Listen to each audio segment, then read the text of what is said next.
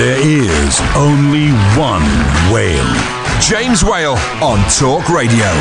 Why? Oi, Ryan, come in. It's your job to come in here and look after the talent. You upset the talent, man. Honestly. You'll have to invite me into your studio one day. Yeah, well, of course, we will do, won't we? But he'll have to... You can. We'll leave him for you. What are you No, doing I'm not having now? the vibe sucked out of my show by him. Yeah. You're having the vibe. You might What's suck him this out, word, suck out the vibe? show. What is Oh, come on, vibe? don't pretend you weren't hip in the 70s, dude. You were... I was hip in the 60s, man. Yeah, Never yeah. mind the No, 70s. 70s, he'd lost it by that point. Yeah, in the 70s, it was all platform heels and long hair, and I never did long hair, so it was, You did at the difficult. sides. I beg your pardon? You did have long hair at the sides, didn't you? Downstairs, I heard. And downstairs. I have no hair Are downstairs. you shaved downstairs, or did it never grow? You shaved? Shaved. I'm a convert to this. Like a plucked turkey. It's great. It's Sorry fun. about this, ladies and gentlemen. There's disgusting Italy's here Nature. next. I'll be back It's, tomorrow. you're meant to have it there. It stores things. Talk Radio. The Late Night Alternative with Iain Lee On Talk Radio. We have ways of making you talk. Deeply about the curse he got. Deeply hot for the curse he got. Deeply dippy about the fun we had. Deeply mad for the fun we had. Oh my love, I can't make head nor tail of passion. Oh my love, let's set sail for seas of passion.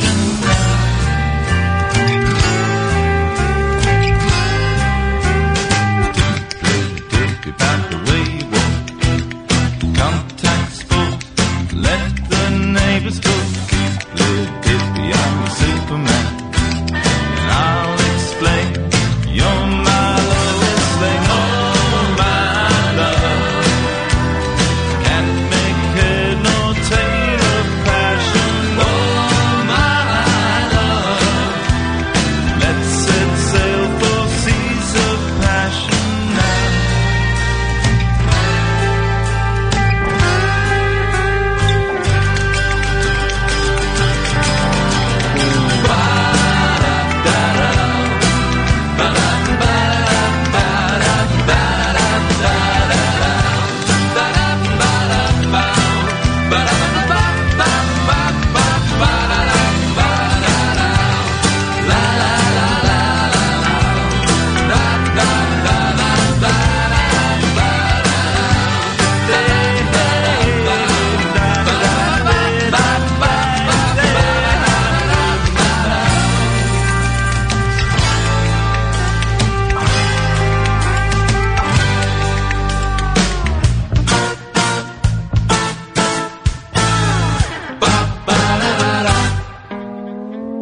Deeply dippy about the Spanish eyes. Sierra smile, legs that go on for miles and miles. Come on, Darcy, we'll miss the bus. Miles and miles. Oh, my love, I can't make head nor tail of passion. Oh, my love, let's set sail for seas of passion. Oh, my love, I can't make head nor tail of passion. Oh, my love, let's set sail for seas of passion now.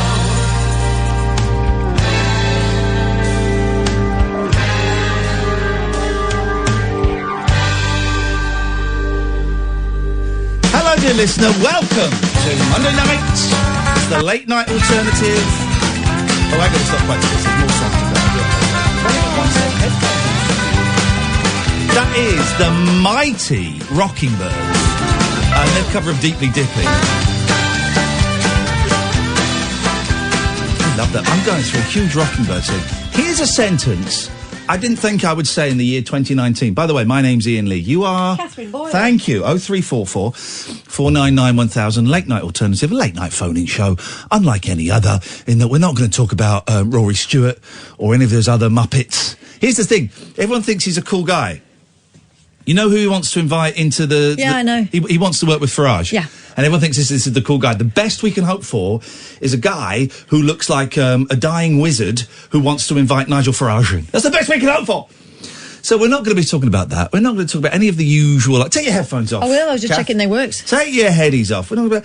It's a show where we just sit and chat. Some of you may remember me. I was in I'm a Celebrity a couple of years ago. I stole the strawberries. Catherine's been doing radio for 20 years. Yeah, I 20 also years? did. Yeah, and I also did an excellent donkey report on BBC Look East once. If anyone has the footage of that, boy oh boy, I would like that. I've got the footage on a video. Have you? Oh, give it to me. I'll upload it to YouTube. Is it on VHS? Yeah. Oh, I think so. give it somewhere. to me. All right, I'll have Find a it, because I've got the facilities to convert that, a VHS recorder connected to a computer. So we just sit here and we chat, and it's not serious. It can get serious, can get dark. We get a lot of people phone up and share their mental health stories or their addiction stories. That's cool. I got mental health. Everyone's got mental health. I got addiction stories. So we can talk about that stuff. But here's what I've finally come to the conclusion of. Right? This show should be about spreading love, about spreading art, about enriching our lives, about playing music that some of you are going to hate, some of you will be disinterested in, and some of you will love. About trying to make our lives, your lives, everyone's lives a little bit better. And I think I've finally worked out my relationship with Twitter. And did we talk about this on air or was it off air? I think it was off air that we kind of came to the actual conclusion that on Twitter, right, I've deleted all my tweets again. On Twitter, I'm only going to post positive, upbeat things. Okay, I'm only going to share like films that I've enjoyed, songs that I've discovered, funny things, upbeat. I'm not going to get into what was I arguing with on last week on Twitter? Some Michael Jackson people were still after me. I don't know. I was arguing with people on Twitter for no reason, and it just saps away your soul. So I'm going to share that kind of stuff. I think I'm going to keep the mental health stuff to a minimum on there and probably do that on Periscope. It's like having different channels at my disposal. Yeah, because if you put it on Twitter, loads of people will be lovely. Yeah. And a few people will smell blood. Yeah. So going to probably try and keep that off Twitter, unless I have, an amazing revelation that I think, is going to save lives. But I'll probably share that on Periscope. I think that's going to be the home of that. Still doing Twitch, back to doing Twitch after having a couple of weeks off, twitch.tv/Iain Lee. And that's going to be kind of, as well, upbeat, chatty stuff that's going to be safe for kids to watch and listen to, and kind of a focus on retro. And this show is going to be, I don't know what it's going to be, but we want to try and, we want to celebrate life. Whenever I try and sell this show to like an American or a pop star, they say, what's your show like? Well, we celebrate life. And I think that's what this is going to be. So if you want to join us in the celebration of life, 0344 499 1000. And if you stop listening as much as you used to because the show got too heavy, that's fine. That's done. We've moved on from that. The show is not a heavy black cloud anymore. It's the Giggle Factory is open for business. But here's the thing about that black cloud. Here we go. Had to happen to get to where we are now, which is a miles better place, right? Oh, we got loads of people, loads of new listeners, because I had a breakdown on air. Did you? I barely noticed. We got loads of new listeners. So, seriously, people tweeted saying, I started listening to you because of the breakdown. Man alive. What a show. And the breakdown was horrible. It was humiliating. It was upsetting for you, Catherine, upsetting for me. Was it you? It was you, Sam. It was Amy. It was upsetting for Amy, upsetting for some of the listeners. Some of the listeners took glee in it. All of these things are valid. Someone asked me about it today on Twitch. Do you regret it? No. Had to happen. Had to happen. And the show since then have been better. My life is better. Everything is better because I had to burst that bubble. We've posted a couple of really good clips online. Have you seen the clip with Catherine's T-shirt, Sam? Sam is back. We've not had Sam for a while. It's nice to have you back, man. Genuinely. The clip with Catherine's T-shirt is, I saw an advert on a Facebook page that said, just get your pictures, pictures of heads on your T-shirt. And I got it made, and it's best 25 quid I've ever spent. 25 quid? Well, including postage, yeah. From China. Crikey, Bobs. From China. Ingenious. Those Chinese are so clever. Okay, the human rights might be appalling, but have you seen our human rights? I mean, we tortured prisoners with the CIA. What was it? Rendition. Mm-hmm. We took part in rendition. So who are we to call China bad? Well, it's all bad. I would shoot a terrorist in the kneecap if it saved one child.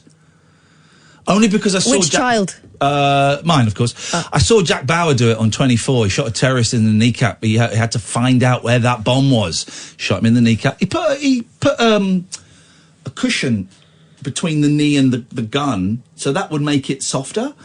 And it worked. They found out where the bomb was. So I would do that. I would have no problem. I have no compunction in any way that would stop me shooting a terrorist in the kneecap. So it's either going to be Pride of Britain for you or Victoria Cross at some point. I don't want to get Victoria Cross. I like her.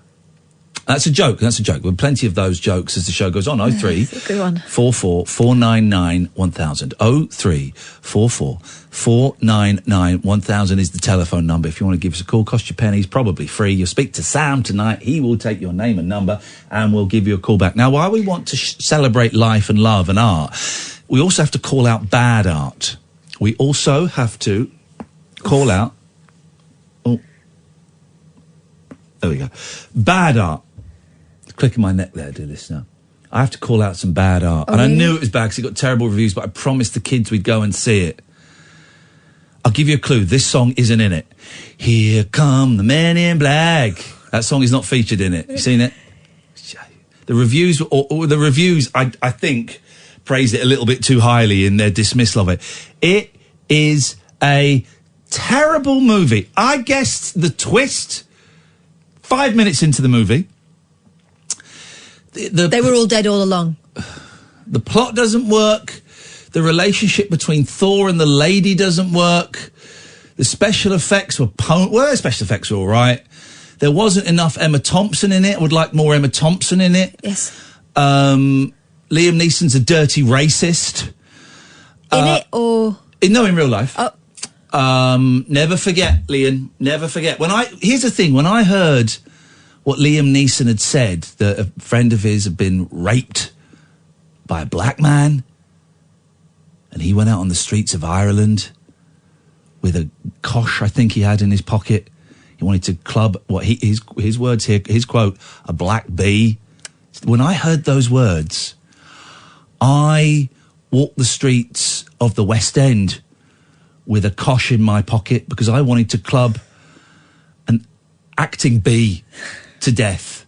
Just wanted one actor to bump into me so I could get my kosh out and just give them what for. And not one did. Not one actor did. And a week or so later... they're very careful people. A week or so later, I managed to breathe it out. But I'm furious with Neeson. And if I ever meet Liam Neeson, I will not kosh him to death, obviously. But I'm going to give him a very, very stern look. I'm going to give him this look. And maybe even the finger. Wow. That's what I'm doing to Liam Neeson. And he was in it. And it's the film doesn't really make any sense. I tell you what, this is a thing, right? This is a thing with me. 0344 499 1000. This is a thing with me. And I remember noticing this at a very young age, like by the age of 10, I'd noticed this, right? I don't think films where they go to Europe, especially Monaco, are very good. A film that either starts off in Britain or America and then goes to some European countries, especially Monaco, I don't think those films are very good. Well, apart from National Lampoon's European Vacation. It's not the best, it's the weakest in the entire run. No, I love that film. No, it's the weakest. No. Eric Idle hams it up too much. It's the weakest. Yes, we get to see Beverly D'Angelo doing a little sexy striptease. She's a woman, isn't she? Mm-hmm. Beverly D'Angelo, what a woman. And by the way, tonight's phone-in good films that where they have to start in America or England and then go abroad, particularly to Monaco. Name a good film. I don't think Madagascar you can. 2, is it? They go to Monaco? Not a great film. Oh, no, Madagascar 2 was when they go to Africa. Is it Madagascar 3? Terrible film. Oh, no, not terrible. The Madagascar trilogy is a classic. I was thinking more... Oh, there's too much swimmer in it. I was thinking more... Live action movies. And also, people... This is what we're going to do. We're going to... Hello? I was going to say Dirty Rotten Scoundrels, but that really doesn't stand up anymore, that film. I don't think it was funny at the time. Oh, I did. What's the funniest bit in that film? Well, the bit that you can't do, and it's not funny, it turns out, What where he bit's does a that? wee at the table. OK, what's the second funniest bit in that film? What about the bit where they're walking along the pier and he pushes the old lady in? Remember that bit? No. There's a bit where they're walking along the pier and there's an old lady bent over and Steve Martin pushes her in. I don't remember that bit. Right. I remember the dancing. I tell you why you don't remember that bit. Because that bit was in the trailer, wasn't in the film. What? Was in the trailer, wasn't in the film. That's the bit they decided to take out? No, it was filmed especially for the trailer. Oh. It was filmed especially for the trailer. So we got some great phone-ins here. Bits in trailers that weren't in the film, 0344 499 1000, or bits that lied in trailers. My niece Pepper, who is, I'm going to say 10, maybe she's 11, she was disappointed because in the trailer for Men in Black, this is not a spoiler really, the little pug dog is in the trailer. Well, the bit with the pug dog in the trailer is the only bit in the film. I think that might have been in previous Men in Black films. I don't know. I've never seen one. So she was disappointed. Good films that begin in America or Britain and end up going through Europe. Can't name a good one. And people with apostrophes in their name. Beverly D'Angelo. James O'Brien. Olivia Darbo. Are we getting Dave Clark or not? It's gone quiet. This is the thing, right? This is a message. Sorry, I burped at the start of that message, but it's Can you still retract important. that? No, I'm not retracting it because this is what the disgust I feel for PR people who email name Catherine. Thank you. Who email Catherine, my best friend, and say, got a great guest for you. How would you like Dave Clark of the Dave Clark 5?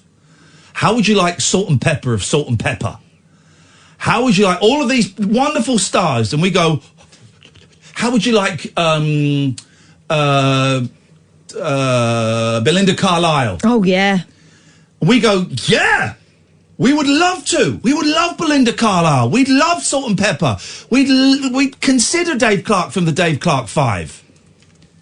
The PR's come to us. Then it goes quiet, right? It goes quiet. And then we either hear Belinda Carlisle on The Breakfast Show. Oh, that's not what happened. Okay, all right. What happened? Quickly. Got pinched by The Breakfast Show. This is what I'm saying. Because they got pinched by The Breakfast Show, or they just never come back to us. So listen, PR people, don't use this as a fishing expedition, right? I don't want any more PR people getting in touch with, I'm so sorry. Catherine, my best friend, or my show, offering us people that you have absolutely no intention of giving us, right? We will chase down the people we want. So you know what? You can take your Dave Clark, and Dave Clark will not get a better interview than the interview he's not going to get on this show. This would have been a career-defining interview for Dave Clark of the Dave Clark 5, right? Hang on a second. Well, he's not coming on this show now. Well, he's not welcome. What? I've just written to them again while you were talking, saying, any news on this? We'd really love to speak to Dave. It's supposed to be a team. Well... OK, well, Dave Clark is welcome on the show. I don't want any other celebrities. This is Talk Radio. The wild man of late night radio. The Late Night Alternative with Iain Lee on Talk Radio. We have ways of making you talk. You see, they found that Indian escapologist. Yeah. That's sad. Really sad story. Indian escapologist was getting lowered into the... Here's the thing, Daily Mail online. Well, tell the story first, sorry. Getting lowered in a glass Perspex box into the Ganges, doing an escapology thing, and he didn't come out. And they found his body. I've been just kind of looking at this story throughout the day because it popped up on Twitter and I thought, oh, man, alive. Yeah, it didn't look good, did it? Didn't look good, and they found his body. And if I got it right, did the Mail online, I think the picture on their main page, it looked like, I didn't click on it because I didn't want to see it, it looked like him being pulled out of the water. That's what it looked like. In fact, you know what? I have to look because I may be doing them a hideous disservice. So let's have a little look. Hang on a second. Let's see if we can find it. But I've noticed more and more of that stuff where the graphic image is on the front page. So by the time you've realised what it is, you've seen it. Do you know what I mean? Like, for example, you know, parents with their stillborn baby, tragic, you know, last moments. And then you realise that's what you're looking at. That might be him being lowered in. That might be him being lowered in. Okay. That might be him being lowered in. Okay, that could be him being lowered in which case that's significantly different.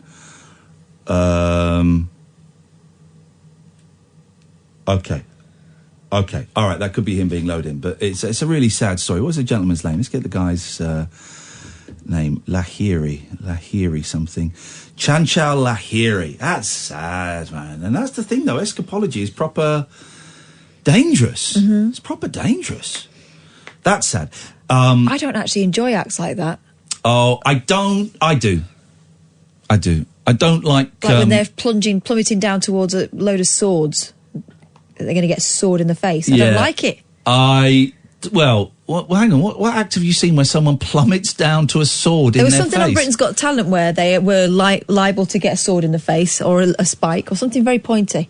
But Simon Cowell kept going, yeah, what I really want is more danger. There was one the other day, for example, on Britain's Got Talent, where they'd put a sword in a cardboard box and they were all jumping on these. They had like loads of different boxes and they all had to choose a box to jump onto from a great height. Right. And of course, thankfully, they didn't pick the one with the sword pointing upwards because it did look very pointy. But I don't like those. Right. If I want to watch an accident about to happen, I'll just watch my kids for half an hour. Here's the thing, it's a trick, it's a magic trick, right? Come around here, I'll show you something. Here's the thing, it's a magic trick, right? It can't go wrong, okay? It can't go wrong. Oh, this is going to go wrong. I'm going to show you one where No, come and look. Here we go. Put the headphones on. A magic trick didn't go quite as planned on live TV in Poland. During the Question for Breakfast morning show, a magician got host Marzena Rogalska to join along.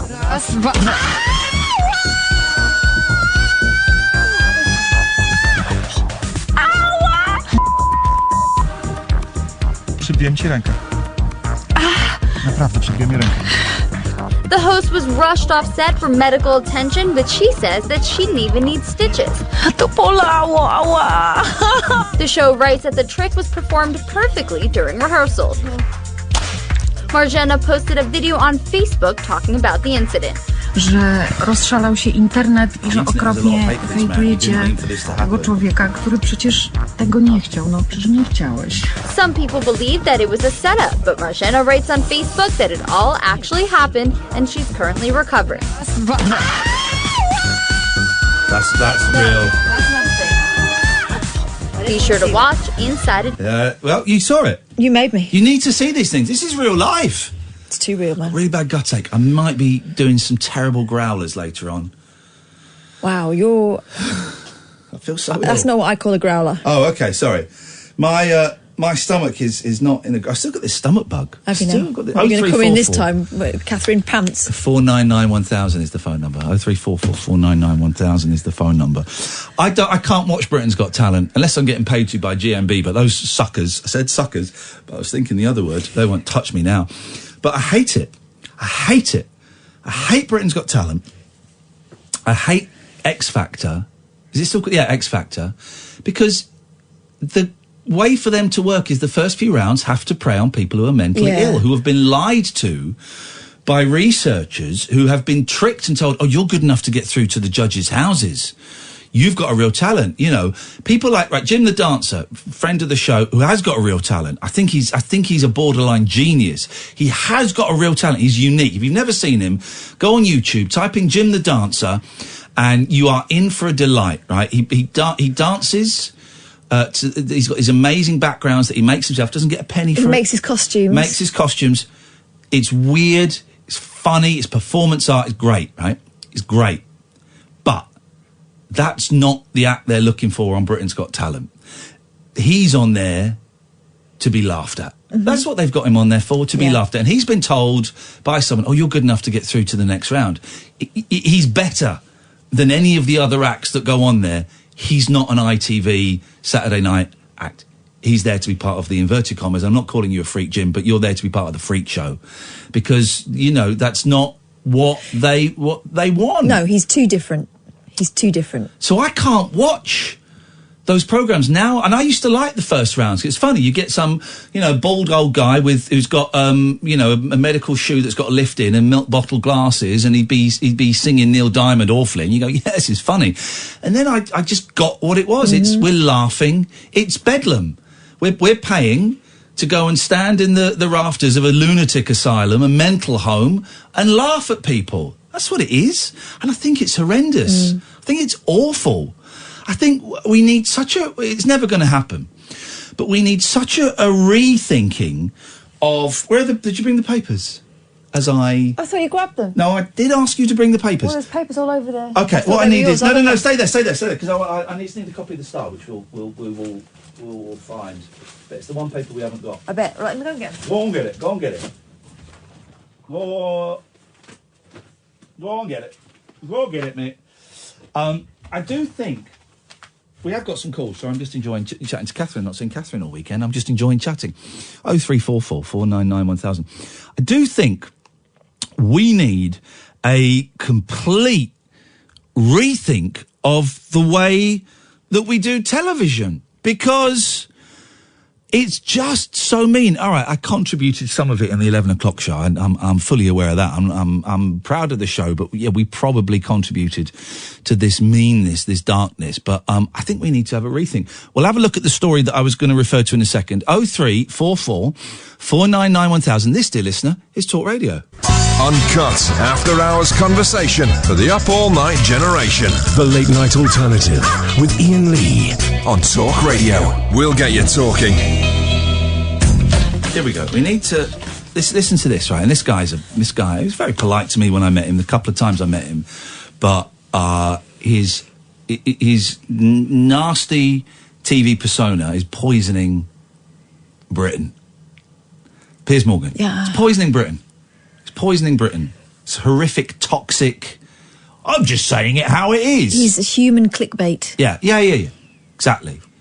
I don't believe most of the stuff he tweets. I can't see his tweets now. He blocked me because I pointed out I hadn't libelled or bullied or belittled an innocent couple that were being accused of a crime they didn't commit, unlike him. Yeah, I don't believe he believes it either. I don't believe it. He's found a thing that works for him. I mean, he's not gone quite as far as some people. Hopkins. Yeah. But it's the same game. Oh, no, and the reason he's not gone as far as Katie Hopkins, who's a proven anti-Semite, racist, horrible human being, and I think she does believe her stuff. The reason he's not gone as far as her, I suspect, is because if he called, refugees cockroaches, he'd lose his £1 million a year gig on GMB. Yeah, he's got more to lose. Yeah. Listen to this.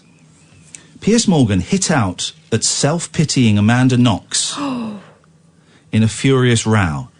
He blasted the American for making a tearful return to Italy, where she served 4 years in jail after being convicted of the 2007 murder of her British housemate Meredith Kircher, 21. And he accused Amanda, dubbed Foxy Knoxy by the media, this is in the Star, of dodging an interview with him. Dodging an interview with him. It's like this thing, and we had it at the BBC, and we have it, some people have it here. How dare they refuse an interview with me? Now, if it's a matter of public interest or safety, if it's a councillor or a politician, to a certain extent, I get it, right? Yeah, if they're a public servant, then they should be called to account. They should be. They should be. And it's an interesting move if they decide not to, and it needs to be flagged up. But also, I kind of think you've got a choice. I shouldn't say this, I'll get in trouble, but you've got a choice. You've got LBC or you've got us. Where are you going to go? Mm-hmm. You don't have to do them all. You can. I think one could legitimately argue you've done one national station, that's all you need to do. But that's a different thing. But we had this at the BBC, and it's this thing. How dare Amanda Knox turn down an interview? Why would she do it? Why would she want to walk into your bear trap? Why would she want to talk to you? Why would she want to give you the publicity of her appearance? Yeah. I saw what she tweeted. What did she tweet? She said, that's interesting. You've been begging me for an interview for years. Oh, yeah. Something like that, anyway. But, you know, having watched that documentary, it's clearly something she's... Oh, here we go, yeah. She spent a lot of time coming to terms with and also being punished for. Here we go, this is it. Amanda, who was cleared on appeal in 2015, so she didn't murder Meredith Kercher, broke down as she told a criminal justice conference in Medina that she remained a controversial figure and still feared rearrest. But the Good Morning Britain presenter tweeted, out of respect for Meredith Kercher's poor family, Amanda Knox should stop her self-pitying all about me victim tour and shut up. No, she shouldn't. Her life has been ruined. She spent 4 years in prison. People still think she did it. I was going to say, she's probably still getting stuff. Talk about it as long as you want. And I think she is being respectful to Meredith Kercher's family, but while still owning her own story. This is her story. Meredith Kercher's family have their own story, which is a slightly different story. I don't know. They may think she's responsible. I don't know. But her story is someone who was wrongly accused, who was stitched up. We've even got a bloke working on this station who, when he had a TV show, did a phone-in, Foxy Noxy, would ya.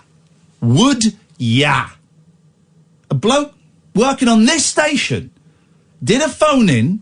It was only on button 5 on the telly, but did a phone-in on a TV show, Foxy Noxy. Would ya? Yeah. Jesus. This woman has to live with that. Foxy Noxy, how degrading is that? Because she was a hot young woman and her name was Foxy Noxy. She's got to live with that.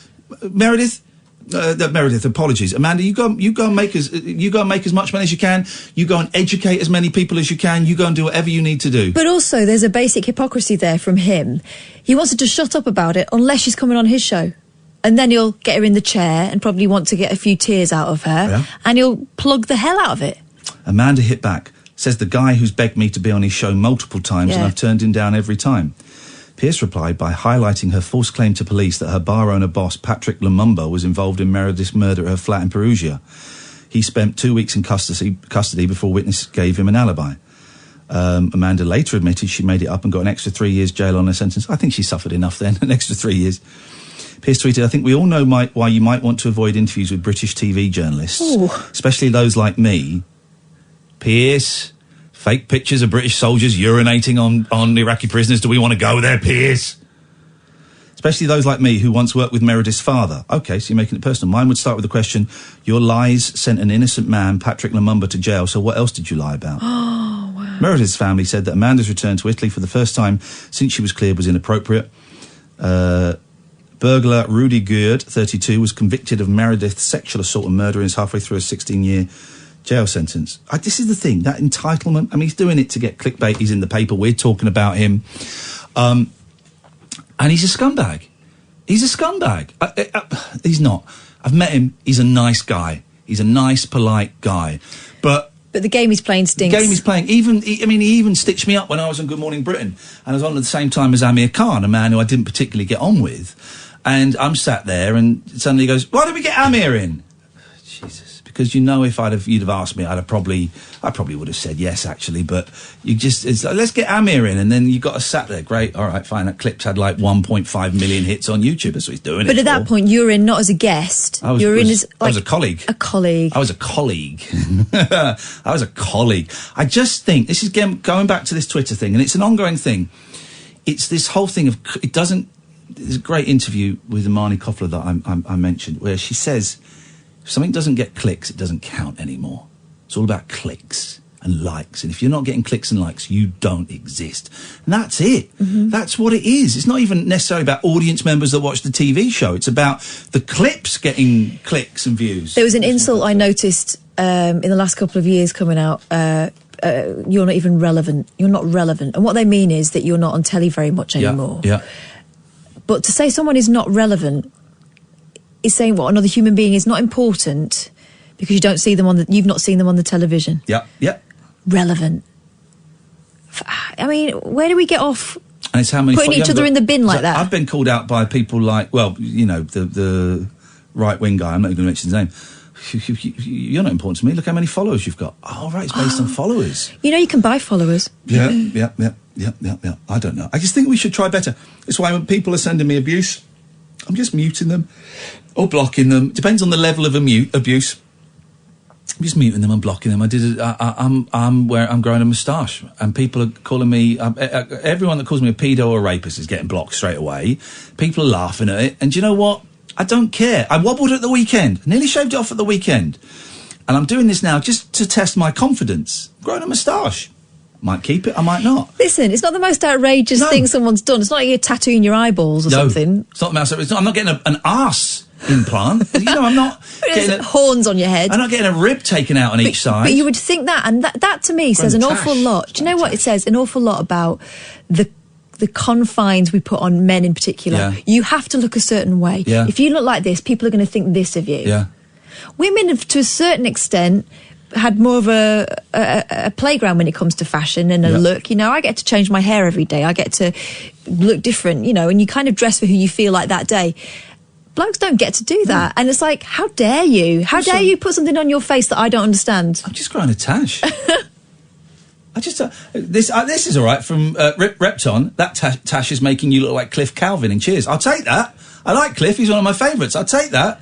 But everyone that's just calling me a pedo or a rapist, blocked straight away, because that's not funny. I don't know if you think that's banter. It's not funny.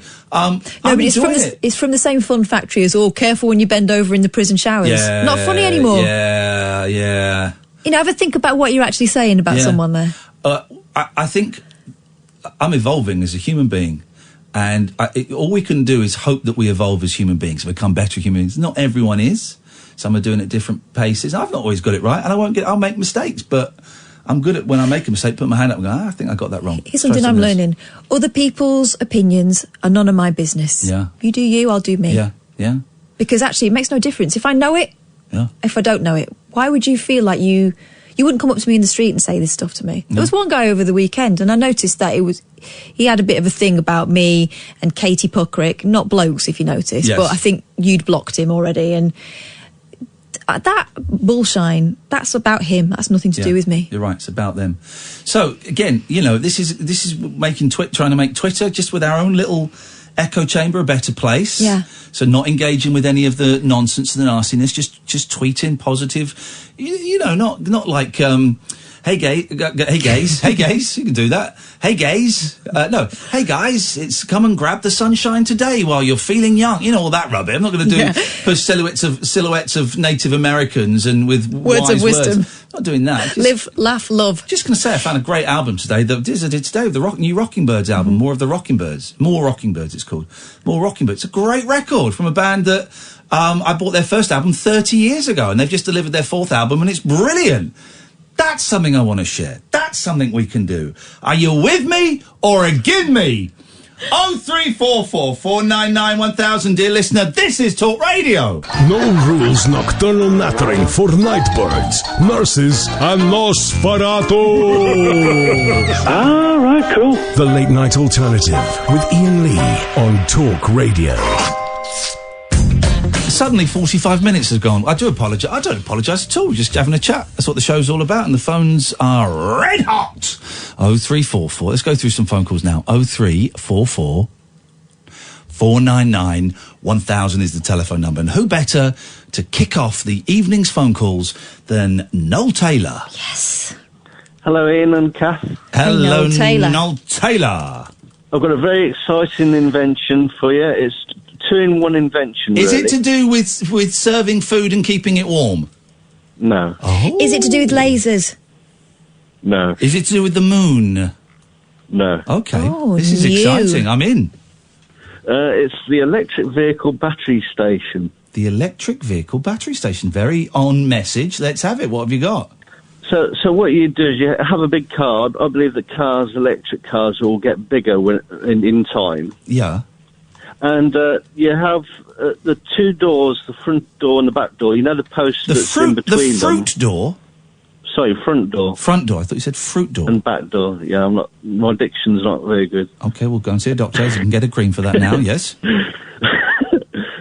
You know the post that's in between the back door and the front door? I do know what that. Call it. Yeah. What's it called, Ian? So, I don't know. I don't know. The bit in between the front door and the back door. Like the taint? Yes, the car's taint. Anyway, that would be taken out. That you wouldn't have that, so that you can put the batteries in using a forklift truck. Oh. Sorry, what? Huh? You can put the batteries in from the battery station with a forklift truck. What batteries? Using a forklift truck. These aren't double A's. No. These are big, massive batteries that you'd have in a battery station, which should have electric chargers. Don't they normally go in aren't the batteries normally in the bonnet or in the boot? Yeah. Normally, Kath, what they do is that you put a plug in and it takes half an hour for it to charge up. Yeah. But with this, it's instant. Well, but it involves just swapping the whole battery. It takes a forklift truck to make her cry. No, it takes a whole forklift truck to raise a child. So it's not that. It wouldn't be that quick. It's not that. I mean, how long do you reckon it would take? Seems quite elaborate. It would only take about 3 minutes, Ian, because you've just got to pick up the old battery. And you could have two forklift trucks, one taking the battery out, and one putting one in. I've just thought of that. Eureka! But hang on, Eureka! It's a Eureka moment. That's using a lot of. I mean, Eureka! You're replacing your battery every time it runs out. Or the charge. Yeah. So if you're in the middle of nowhere, you're running out of electric. Yeah. So you'd go to one of these stations, which would be they'd have to be massive. You'd have to have loads. Yeah, and you'd have like two forklift trucks, and you'd take the battery out and then replace it with a charged battery, and then you're up again. Yeah. What, instead of just charging it up? Yeah. Well, it does sound like a lot of faff. It sounds like an old-fashioned solution to a problem we haven't got. Here's the thing. I think I'm going to be buying one more car in my lifetime, then that's it. What car's that, Ian? Well, I don't know. I reckon in about 5 years I'll buy a car. So let's say 2025. By 2030, we won't be owning cars. People won't own cars. You know that's inevitable. You can have a jetpack. Not Paradise Earth! Oh. People won't own cars. You know it's insane for all of us to own cars. You know it's insane, and it's unsustainable, and it cannot continue. The government knows this. They look cool, though. No, they don't. Everyone knows, right? Everyone who's paying attention, I include myself in this, everyone who is paying attention knows that personal ownership of cars is unsustainable. It's killing this planet. It's not even like, Green Party gobbledygook. It's a fact. Mm-hmm. It's killing this planet. Thank you very much, Noel. He agrees. I mean, I wish I had someone who was sane on my side, but he agrees, right? It's unsustainable. And the government knows this, okay? So I reckon by 2030, 2035 at the latest, owning a car will be outlawed. Where am I going to keep all my empty sandwich boxes? I'll grow up. I'm talking about your grandkids here. You won't get sandwich boxes. Oh. This is genuinely, this is a fact. It's not even, it's a fact. 2035, this is why you've got the, flying taxis. This is why you've got Uber driverless. This is why you've got these schemes where you can rent a car for a couple of hours. People, it will be illegal to own a car unless you're a important person like a doctor or Judge Rinder. Right. Do you know what I'd really like? A network of pipes, and we could all get sucked up to places. Well, that's happening. That's what Elon Musk is working on now. Right. I'm completely up for that. Like a sort of what was his name in the Charlie and the Chocolate Factory? Went up the pipe. Augustus Gloop. Augustus Gloop. That kind of effect. My brother thought of that initially. Not the person you've just mentioned. And I know what you mean. Pipes where you can travel. Have you ever been sucked off? Noel, have you ever been sucked off in a pipe? Never. I would be up. I promise. I would be up. I would be up for getting in a pipe and getting sucked off. I would do that. I would do that. I would do that for my queen and for my country. Mm-hmm. I would like my queen. I would like my queen to watch me climb in a tube and getting sucked off. I would get sucked off for my queen. What would happen is, right, imagine. I would do that. In the morning, you get up, get dressed, you get ready for work, grab your briefcase if that's what you use, or your laptop case if you're posh. Go and stand in a little cubby hole in your I'd say probably under your stairs. Yes. And you get sucked off all the way to work. Yeah. This is a bit like It's Jamie. expensive, the tube thing. It's expensive getting sucked off as well. This is like. Do you ever used to watch Jamie and his magic torch? Yes. No. Well, one of you. Never heard of it. You ever heard of Jamie and his magic torch? Jamie. Did you ever try and do that at home at night time? All the time, Of course, with a torch. Jamie and the magic torch. I also had a torch that would look like a projector. Yeah. Well, a projector looked like a torch, rather. Oh. And so it had pictures, so it was a bit like Jamie and the magic torch. Jamie. Who's that? Who says that? Jamie. Oh, that was Jamie. Jamie Lomas. Oh, here we go. Here we go.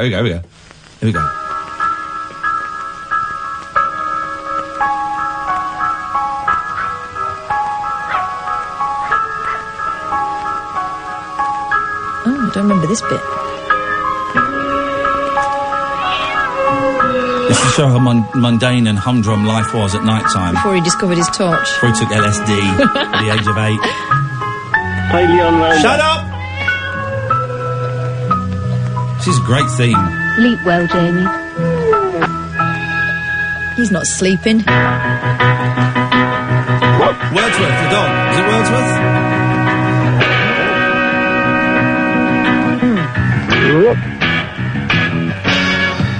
Oh, yeah. Jamie and the magic torch. Down the hill, still go faster and faster towards cool land. Wordsworth, following hard behind. Ready for adventure, always there to lend a all hand. Mr. Fool and all the others too, the strangest people you've ever seen. And the torch with its magic beam. If I hadn't really been... I don't remember that bit. It goes on quite long, actually. Oh, it didn't half go on, but they had more time back then, didn't they? They did have more time back then. They did have more time back then. All right, Noel, it's a great, whatever. Yeah, it was a great idea. Great, nice one. Thanks very much for your call. Appreciate that. 0344. I don't know what was going on there. 0344 499 1000 is the telephone number. We won't own cars. People won't own cars. It's a fact. It's an absolute fact. I have a personal pipe. I'm gonna let me read you. Slowly reading Kurt Vonnegut because I've been busy this weekend. Kurt Vonnegut, right? Kurt Vonnegut's got it. Hang on.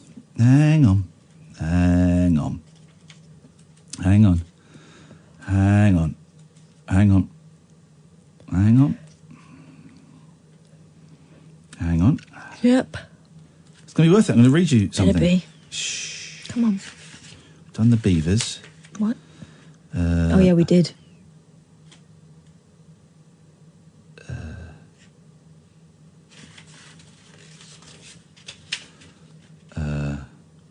Here we go. Right.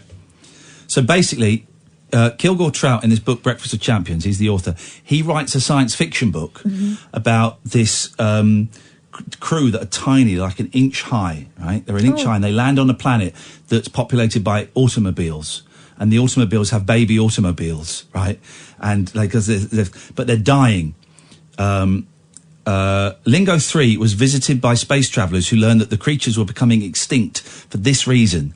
They had destroyed their planet's resources, including its atmosphere. Oh. Here we go, start from the beginning. I'm going to read you some Kurt Vonnegut, guys. Is that okay? We'll be late for the news. Is that okay? Great, fine, we're going to do it. Is it not live, is it? No, of course not live. Okay, so there was a book called Lingo, about a dying planet called Lingo 3, whose inhabitants resembled American automobiles. They had wheels. They were powered by internal combustion engines. This is how good Vonnegut is, right? In the next 5 paragraphs, you're going to hear a brilliant science fiction story that he didn't even bother to write. He just had the premise for it and he just tossed it away in this.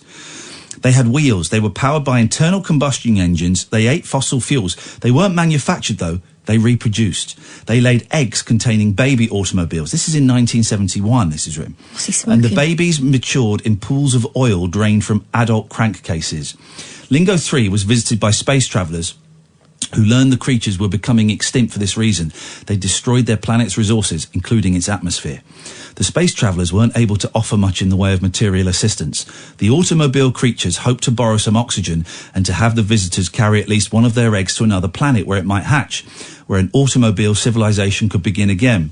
But the smallest egg they had was a 48-pounder, and the space travellers themselves were only an inch high, and their spaceship wasn't even as big as an Earthling shoebox. They were from Zeltoldimar. The spokesman for the Zeltoldimarians was Kago. Kago said all he could do was tell others in the universe about how wonderful the automobile creatures had been. Here is what he said to all those rusting junkers who were out of gas. You will be gone, but not forgotten. The illustration for the story at this point showed two Chinese girls, seemingly identical twins, seated on a couch with their legs wide open. This is about his story. His stories are in porn books. So anyway, we're nearly there. So Kago and his brave little Zeltoldimarian crew, which was all homosexual, 1972, roamed the universe, keeping the memory of the automobile creatures alive. They came at last to the planet Earth. And here we get to my prediction. In all innocence, Kago told the Earthlings about the automobiles. Kago did not know that human beings could be as easily felled by a single idea as by cholera or the bubonic plague. There was no immunity to cuckoo ideas on Earth. Yeah? People is nuts. And here, according to Trout, was the reason human beings could not reject ideas because they were bad. Ideas on Earth were badges of friendship or enmity. Their content did not matter. Friends agreed with friends in order to express friendliness. Whoa! This is Twitter, this bit. Friends agreed with friends in order to express friendliness. Enemies disagreed with enemies in order to express enmity. Don't know what enmity is. Say the opposite of friendship.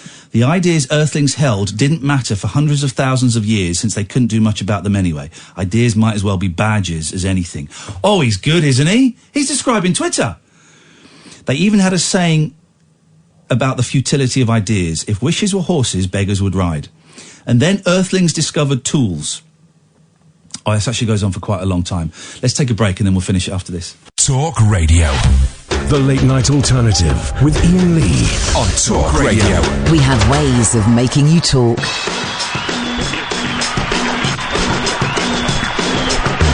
One day I was in an office job, the next day I was doing what I didn't know I loved. It happened so quickly, but it seems to work for me. One day I was so depressed, I didn't know where my life would take me next. I closed my eyes and just let my gut guide me. I just let it guide me. I put my glasses on and I looked into the future just to see what it holds. I got myself a producer so my stories could be told. I hopped on the boat, where it's going we don't know. Just gotta go with the flow. I gotta go with the flow. Oh, oh, oh, oh.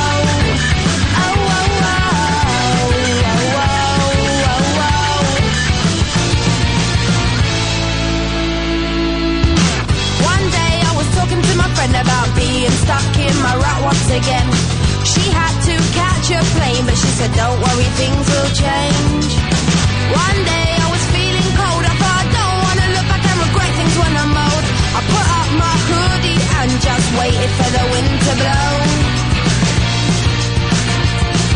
Wherever it takes me I'll go. I put my glasses on and I looked into the future just to see what it holds. A producer, so my stories could be told. I hopped on the boat, where it's going we don't know. Just gotta go with the flow. I gotta go with the flow. Oh, oh, oh, oh. Oh, oh, oh, oh,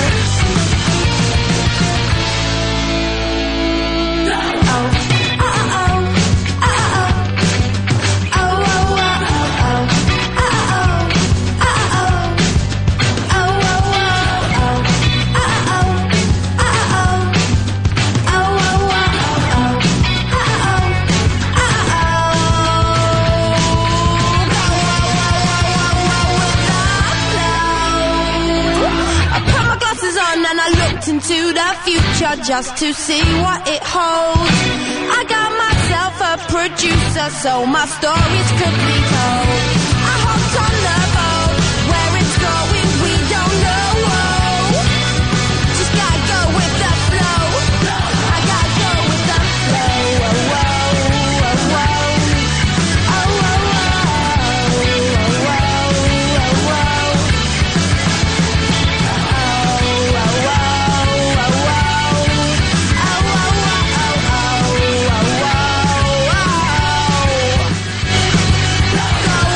boys' second favourite Remy Nicole song, I think. They love Remy Nicole now. I've given that album, the first album, to the kids. Love it. Constantly can't we have Remy Nicole on again? They love it. So that first album is funny, man. It is funny. The second album is a bit more mature. I prefer the second album, so I've not given them that. Mm-hmm. But the first one is funny. Got some fun.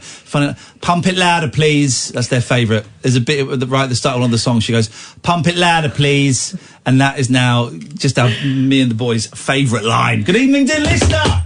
0344 499 1000 is the phone number. It's the late night alternative. Iain Lee and Catherine Boyle. We've talked about Men in Black. We've talked about escapology. I don't know. Anyway, I was reading a bit of this Kurt Vonnegut. If you just tuned in, bear with me. Earthlings went on being friendly when they should have been thinking instead. And even when they built computers to do some thinking for them, they designed them not so much for wisdom as for friendliness. So they were doomed. We're nearly there. Within a century of little Kago's arrival on Earth, according to Trout's novel, every form of life on that once peaceful and moist and nourishing blue-green ball was dying or dead, because they brought cars there. Everywhere were the shells of the great beetles which men had made and worshipped. They were automobiles. They had killed everything. Little Kago himself died long before the planet did. He was attempting to lecture on the evils of the automobile in a bar in Detroit, but he was so tiny that nobody paid any attention to him. He lay down to rest for a moment, and a drunk automobile worker mistook him for a match. He killed Kago by trying to strike him repeatedly on the underside of the bar. And that's it. And that's it. And I'd read that book. It's 1.5 pages and this book is full of them because it's about this science fiction writer. It's full of these stories that are 1.5 pages long. You go, I want to read that book. I want to read that book. Love Kurt Vonnegut. 0344 499 1000 is the telephone number if you want to give us a call. Catherine Boyle. Yeah. What you got, mate? All right, here we go. Yeah. Woman asked for a Mariah Carey birthday cake, but what she gets is priceless. You hear about this? No, I didn't. Oh, this is beautiful. What's like in the shape of Mariah Carey? She wants a picture of Mariah Carey on her birthday cake. Okay. She wants to eat the face of the great diva. I love Mariah Carey. That music box, that's a great album. Yeah, so good. That is a great album. But it spawned 1,000, millions of, sound-alike girls. Yeah. People didn't sing like that until Mariah Carey. And she never achieved those dizzy heights. It's a great album. Yeah. I got it from the library and taped it. Did you? Yeah, I did, actually. I did. I'm just going to cough. Oh, your mic is open? Yeah. Does her mic work?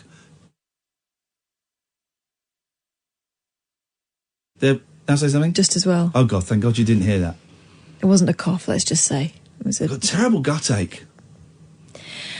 When it comes to homemade birthday cakes, says the Mirror, we've seen some downright hilarious and rather rude baking. Don't fan it over here. I've got to get away Seriously, from me. man, if I smell that, you're dead. No, you're dead. You wouldn't make it round here in time to kill me.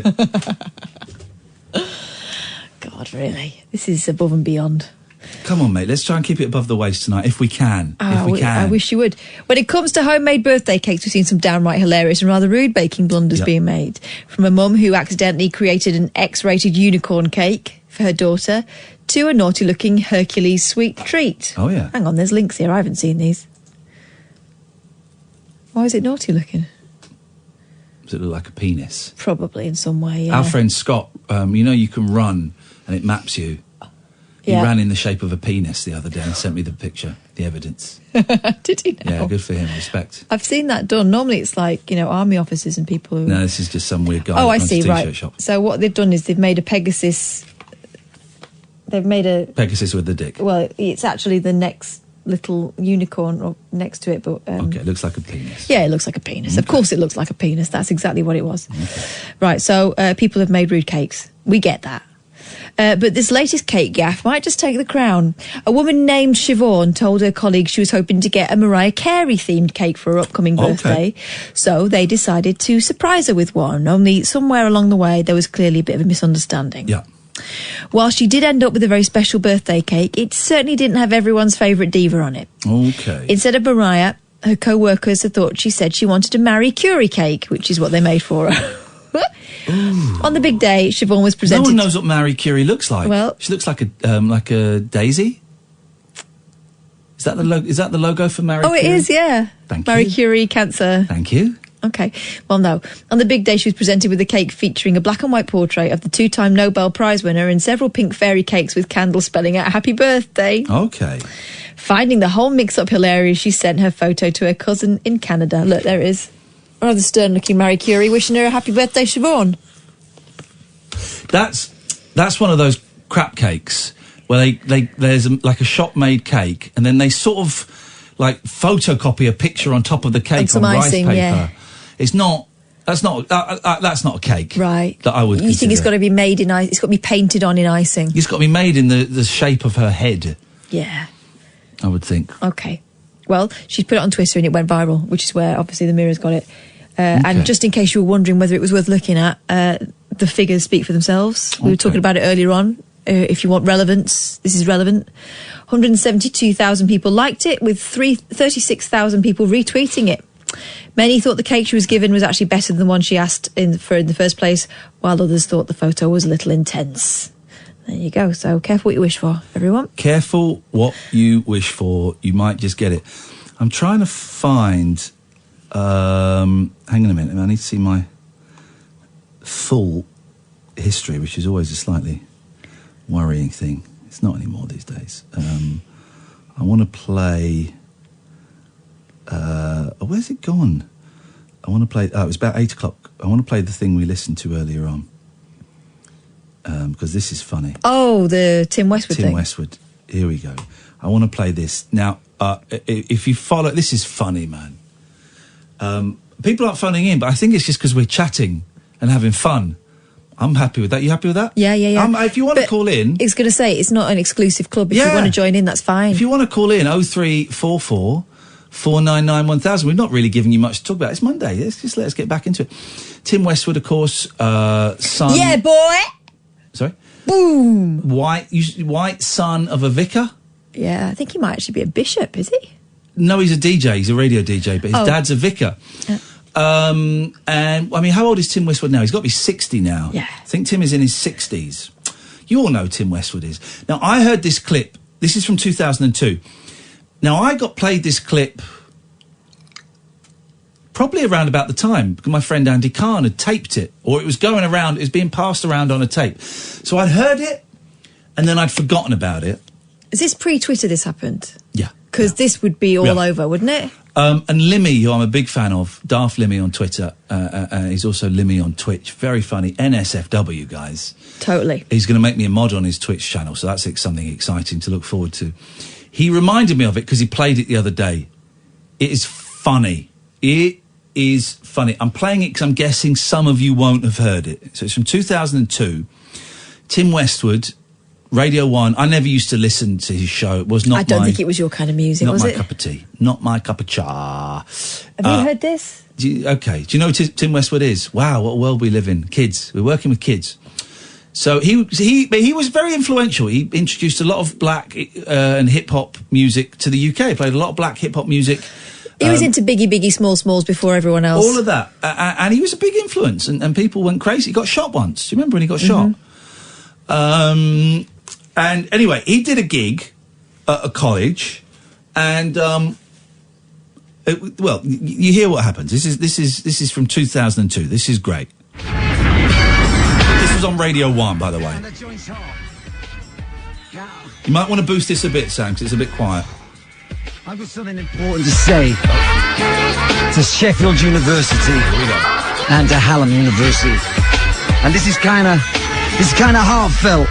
So if you was at that party last night, I really want you to listen to this. Find out how old he is now, because I want to age him exactly. He's 61. So 17 years ago, he would have been 44. 44.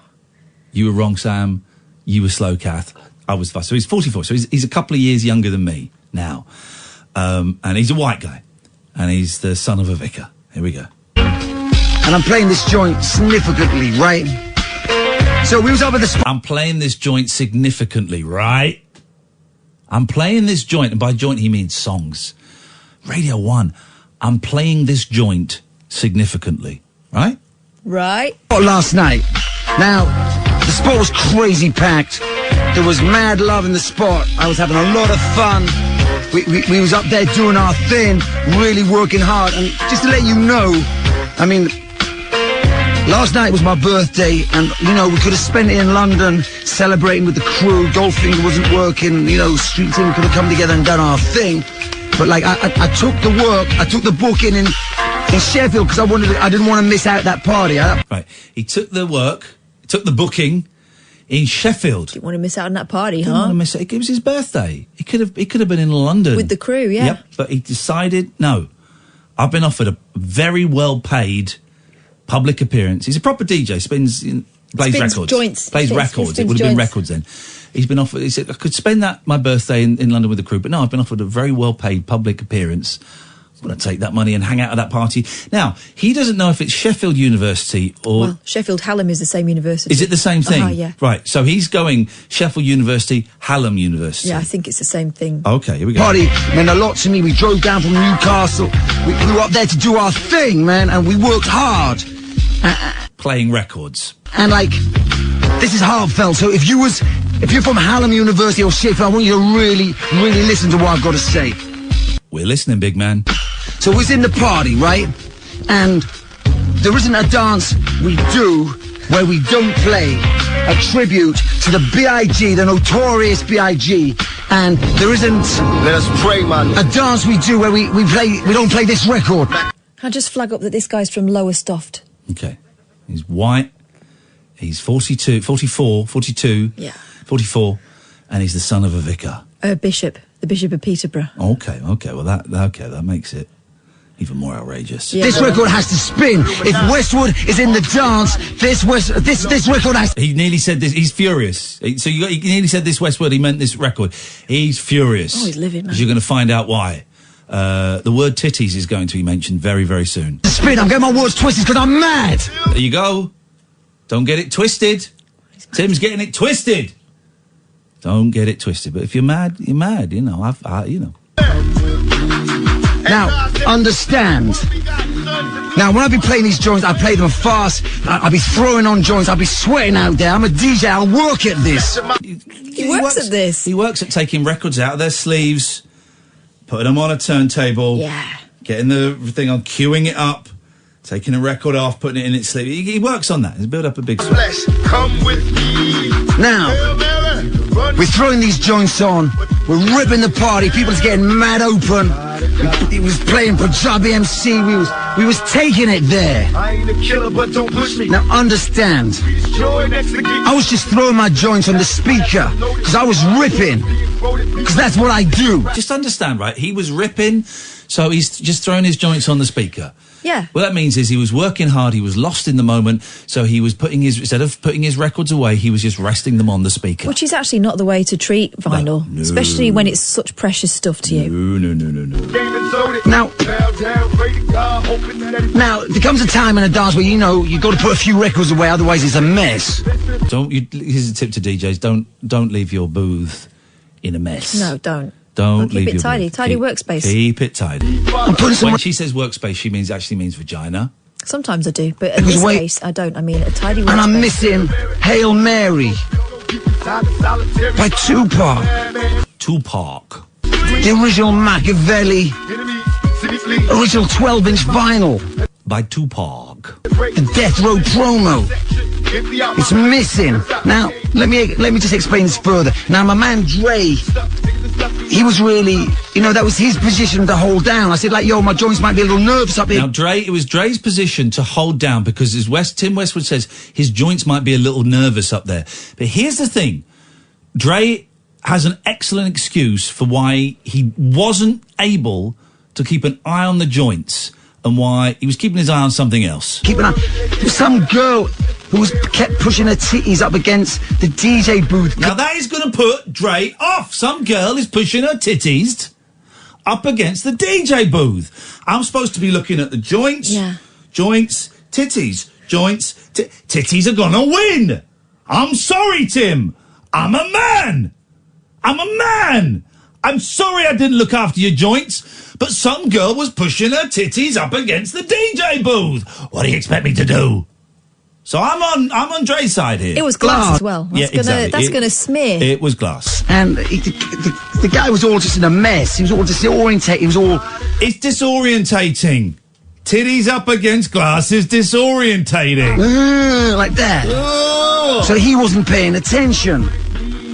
And my man D, he was getting his drink on. Taz had to stay home to handle some fam business. Fam business, guys. Fam business. We've all had those nights where we can't go to work. Because of fan business. Fam business. Man, this kid was stealing my joints, baby. Some white kid, some, like, thick-set white kid. Thick-set white kid. We're looking for a thick-set white kid. Okay, so supposing you were there, what would you do, Tim? What would you recommend we do?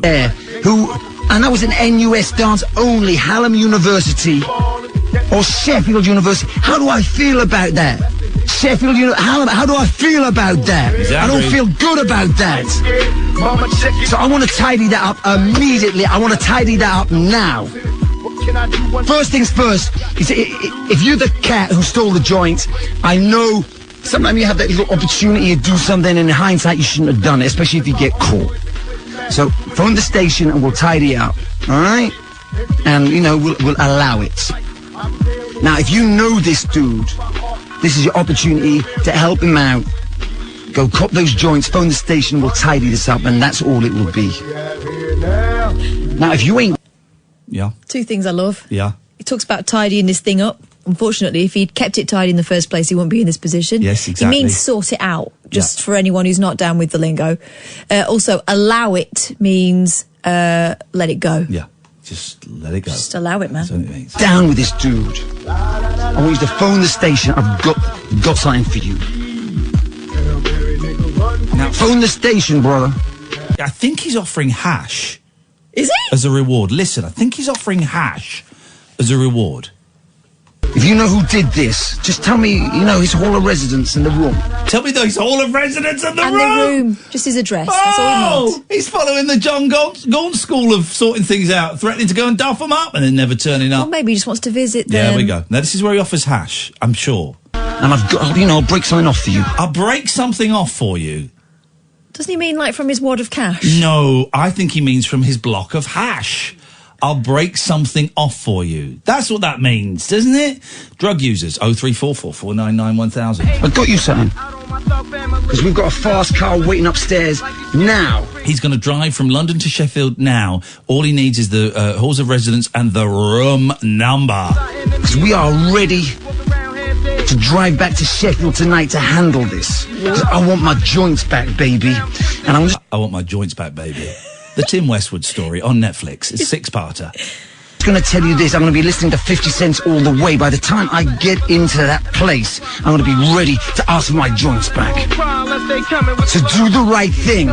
Don't, Sheffield and Hallam, don't make me feel bent out of shape about that party last night because dude has my Hail Mary joint. I mean, I've got more. It's spitting right... If he's listening to Hot in Here, it's going to be a very different kind of reception to the one he's suggesting. Exactly. Now, you hear it? But I want that one back. And gin and juice, I want that back. Don't be a crumb. Don't be a crumb. Crumb. Hey, Sam, stop being a crumb. Didn't we used to use that as a... No. We did. Never. We did. I'm going to from now on. At 3 counties, we used to use it as a... I don't remember We that. did. Okay, I'll take your word for it. I don't remember. All right. Follow me. All right. Eat my flesh and my flesh. I'm driving to Sheffield tonight listening to nothing but 50 cents. What's going to happen when we get up there? Phone the station, 08700 100 100. Let's tidy this up immediately. Now, people laughed at me when I had a breakdown on air. Call that guy out! He invented it, for crying out loud. 0344 499 1000. This, dear listener, is Talk Radio. Whispering lunar incantations for cross-parents, cross-dressers, Did you know this about me? and cross-rail workers. Steel and polycarbonate. The Late Night Alternative with Iain Lee I've got a very poor internet connection. on Talk Radio. 0344 499 1000. Let's go to Ray. Good evening, Ray. Good evening. Good evening, Ray. What have we got for us tonight? I've just suddenly realised I was on Twitter a little while ago and I saw a picture of you of your recent look. Yeah? And I've just realised who you look like. Okay, Ray, if it's a moustache joke, mate, then, you know, you're not getting off to a great start, I'll be honest with you. Thanks for listening to the show. It's not a joke. It's just who you remind me Are you sure you want to go here, Ray? But it's true. Well, okay. It's Flash Harry out of the St. Trinian's films. But I don't look anything like Flash Harry out of the St. Trinian's films. You mean George Cole, yeah? Yeah, obviously you were a taller version, but... Is it because he's got a moustache? Yeah, it's different type of moustache, mate. Well... Yeah, it's completely very different. similar. It's not. He's got curly hair, very different type of moustache. It's a thin moustache. Pencil moustache. And he wears a hat. Yeah, I mean, apart from that, I've got a face. Here's the thing, man. Here's the thing. No, here's the thing, right? I don't get it. I don't get it. I don't get why it's acceptable just to take the piss. And everyone's doing it. I'm not singling you out, but you phoned up and did it, despite what I said at the start of the show. Don't get it. I didn't hear the start of the show. Well, you should have listened, and you should, just know. I'm a bit bored of all the jokes.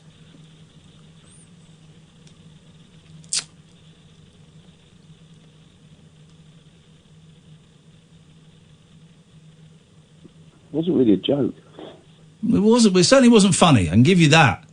No, but I was being honest. No, but if you look, I'm looking at pictures of him. It's a completely different moustache.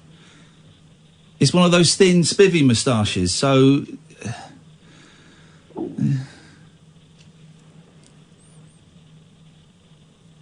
must admit, I haven't seen the films in about 30 years. But okay, thanks for your call, Ray. I mean, I don't want to embarrass the fella, but I mean, we kind of warned him that it was going to fall flat. Yeah, I mean... And still he pressed on. I mean, all right, people want to do it. You do it. I'm not going to stop you doing it, but just know that I'm not finding it funny. But then I don't want to... If you want to do it, do it. It's cool. I'm not one of those going, whoa, whoa, whoa. If you sound like a paedophile or a rapist, you're getting blocked straight away. Everything else, I'm just ignoring. I'm just sighing. But it's all... Right, this whole thing is designed to make you laugh at yourself. I look good with the moustache. I look good with the moustache. I like it. I like it. And even if you think I don't look good, so what? So what? What? With 12? Someone's walked into the playground. Haircut! What, 12? With 12 we're doing that now? Screw you, man. I held a man's hand while he was dying 4 months ago. It's brought back to life and I was helpless. All I could do was stand there and shout at him. Do you know what I mean? My divorce came through 6 months ago. You know, I've been involved in all kinds of shenanigans that I didn't want to make public, you know. So I decided to do a slightly different look. Here's what my theory is behind all this. That's the thing. You're reclaiming yourself. I am, totally. And I think I look good. And you know what? I don't care if you don't think I look good. A year ago I would have cared. At the weekend I cared a little bit and was going to shave it off. But I don't care. Why should I care? Why should I care? Here's the thing I find really interesting. People go, I'm just telling you the truth. Why, though? And this isn't about you, Ray. Don't but this whole thing humiliating you, but you were just the poster boy that called in. Just because you think it doesn't mean you have to say it to someone. Yeah. People don't need to know what you think of them all the time. If you want to have a little laugh at home, that's fine. Do it. Great. You want to do whatever, that's fine. But why tell me? Why tell me? I think your hair looks rubbish. I think you're fat. I think you're ugly. I think your eye looks a bit wonky. Well, I could say all these things about everybody, you know. I met you once and you were rude. Again, I'm not aiming this at you, Ray. It's that people, you know, you got funny hands. God, you got big tits for a man. You got tiny tits for a woman. You say all of these things to everybody. You want me to face judge everybody? I think we're getting to a stage where we realise that, you know, it's not cool to judge women on their appearance, but still men seem fair game. Yeah. Is it because if you complain about it, you're somehow less manly? Well, yeah, apparently. That thing. Should be able to take it, it's just banter. It's just a little bit of hair above my lip. I don't want to make the whole show about it either, because it's not even a thing. It's not even a thing. It's clearly a thing for some people. It's funny, isn't it? It's really funny. Again, Ray, it's not about you. You raised your head above the parapet and you got the flak, and I mean flak in the literal sense. Flak is gunfire, isn't it? Isn't flak like sort of shrapnel? Isn't it the stuff that comes off the gunfire? Oh, it could be, yeah. Well, you got hit by flak. You got the flak. You took the flak. Well, you didn't take it, you took the bullet. But it's, I mean, you know, I think the tone of our voices as well would have meant, maybe I'll... Anyway, 0344 499 1000 is the telephone number if you want to give us a call. Let's go to Glasgow. Good evening, Stephen. Ian. Stephen. I've heard that you've been stealing patter. Okay, this is one of my patter back, baby. This is... just tell me what halls of residence and what room is it in? No. It's theft. This is theft. Okay, this is one of... Let me just explain, Stephen. This is one of Limmy's thick fans. Limmy's got some... Okay, no, well, it doesn't. It doesn't. It does. It doesn't. You do realise that you're stealing the third-party patter, which is even worse. No. You are. I've done myself. Well, here's the thing. I heard that recording. I heard it in 2002. Yep. And also, I DM'd Limmy and asked if it was all right to use it. So, up yours, Steve. No. Yeah. Not true. Yeah. No, it's true. I DM'd Limmy and asked if I could use it. No. So this is falling flat on its arse. Can we get a good call lined up, please? Would that be possible? You're cancelled, Ian. Okay, Stephen. Thank you for your call, Stephen. Thank you, cancelled. There we go. Thank you very much indeed. Can we get a good call lined up, That please? is third-party patter theft. Yeah, How dare you come to us with yeah. that? Because that's Limmy's as well. I heard that in 2002, and I sent a message to Limmy saying, "Can I play that on the radio tonight?" So, you know, there you go. There you go. 0344 499 1000 is the telephone number if you want to give us a call. We'll play Sam, calm down. We'll play the trailer now. Do we play the trailer? Let's play the trailer. Let's have it. The Late Night Alternative with Iain Lee on Talk Radio. 0344 499 1000. Some good news. London this Sunday, sold out. Sold out. Follow us on Twitter at Iain Lee, IAINLEE, and at Flippin, no G, Kath with a K, at Flippin Kath, because there will be people on Sunday. The show's on Sunday, but 5 o'clock, I think I need to check. Don't quote me on that. Saturday and Sunday, there will be people who can't make it, who've bought tickets, who will retweet them either for sale or giving them away free, because our fans are good like that. So follow us on Twitter and we will retweet them. If anyone offers tickets for sale or for free, we will retweet them. So that's good. And here's some great news. You know the show on the Saturday, the 6th of July? Oh, this Sunday it's 5:45. I think it's 6 till 8, I think it is. The show on 1:45 on Saturday, the 6th of July at Shaftesbury Arts Centre in Shaftesbury in Dorset, part of the Shaftesbury Fringe, a venue that holds 158. I think we'd, at the start of the week, the end of last week, we'd only sold 32 tickets. Got some good news. Of the 158, we've now sold 40 tickets. That's 40 tickets. So these are good days. These are happy days. We are in the money. We are in the money. 0344 499 1000 is the telephone number. Let's go to... Oh, no, hang on a minute. I pressed the wrong button. I'm so not used to having faders after a month. Good evening, Chris. Good evening. Good evening, Chris. What can we do for you? Here we go. Now we've got the vibe back. Here we go. I tell you what I haven't done. I tell you what I haven't done for a long time. I'm going to do it now. I'm going to spit on both my hands and then clap and rub them together. Why? Why? Yes. Why? Let's go. Oh, that stink. Smell my fingers. No thanks. Smell my fingers. Seriously, no. No. No. Smell them. No. Ah. That's a terrible thing to say, that is. Smell it. Oh my God. Smell it. Deep breath in. There we go. Smell like rubber. Yep. They do smell like rubber. I don't know why. My hands smell of rubber, Chris. Rubber. No, I like that clip you played earlier. It's a good clip, isn't it? Oh gosh. Why did she speak like that? He just speaks like it. I've never got him, actually. Yeah, we go. Did you steal his joints, Chris? Was it you? I've never stolen anybody's joints. Good. I don't do drugs, I'll have you know. Nor does he. Records. You talk about records? No, I don't think he does, actually. Oh, dear. Well, okay. Well, you misunderstood the whole thing there. No, I did not. Okay. No, because he thinks he's... No, you actually did, because he was talking about stolen records. Yeah. Get it? Okay. Do we need to play it again? Okay, I did get it wrong then. You did got it completely wrong. Oh. He was talking about... You said he spun off a thing... Anyway, I don't want to talk about drugs. We're not talking about drugs. Why are you talking about drugs? You're talking about drugs. We're talking about records. Kath, if you need to step out for a few moments, you'd be very welcome to. I tell you what I am addicted to now. Drugs. Behave yourself. Yep. McDonald's. Oh, I love it. Love a Mackie D's. It's terrible. Yeah. I got a good taxi driver. Christ, I paid for his taxi. Yeah. Oh.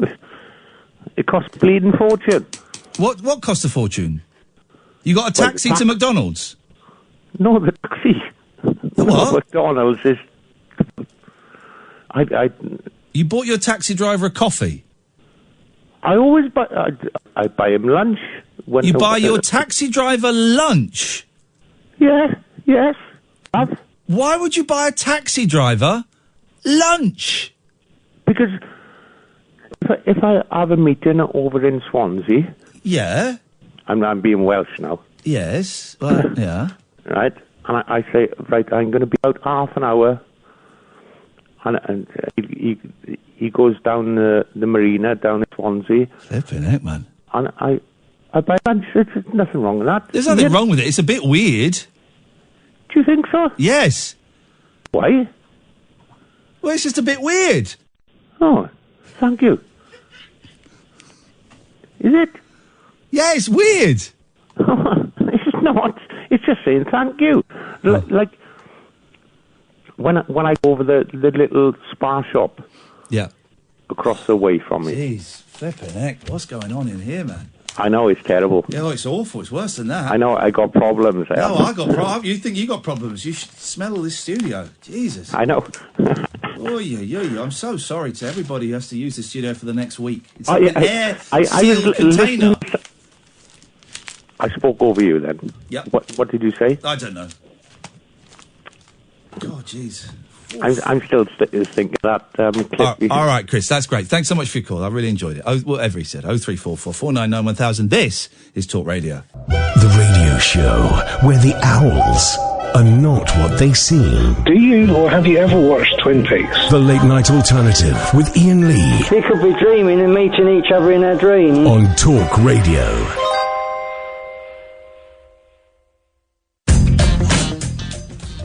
It's all kicking off on Twitch. Limmy, who I gave full credit to for the Tim Westwood thing. I can't play it because he's very, very sweary. He's really got his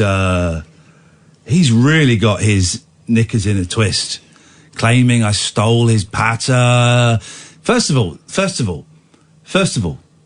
that I heard that Tim Westwood clip pretty much when it went out. My friend Andy Kahn played it to me. I've got a witness, and I can get him to testify. So that's done. That's easy. Second of all, did it happen? Like, was it a private closed circuit broadcast just for Limmy? That Tim Westwood thing? No, it happened on Radio 1. So it's public domain. So it's out there for everyone to hear. And I see all these people talking about me. Yeah, I'm talking about it.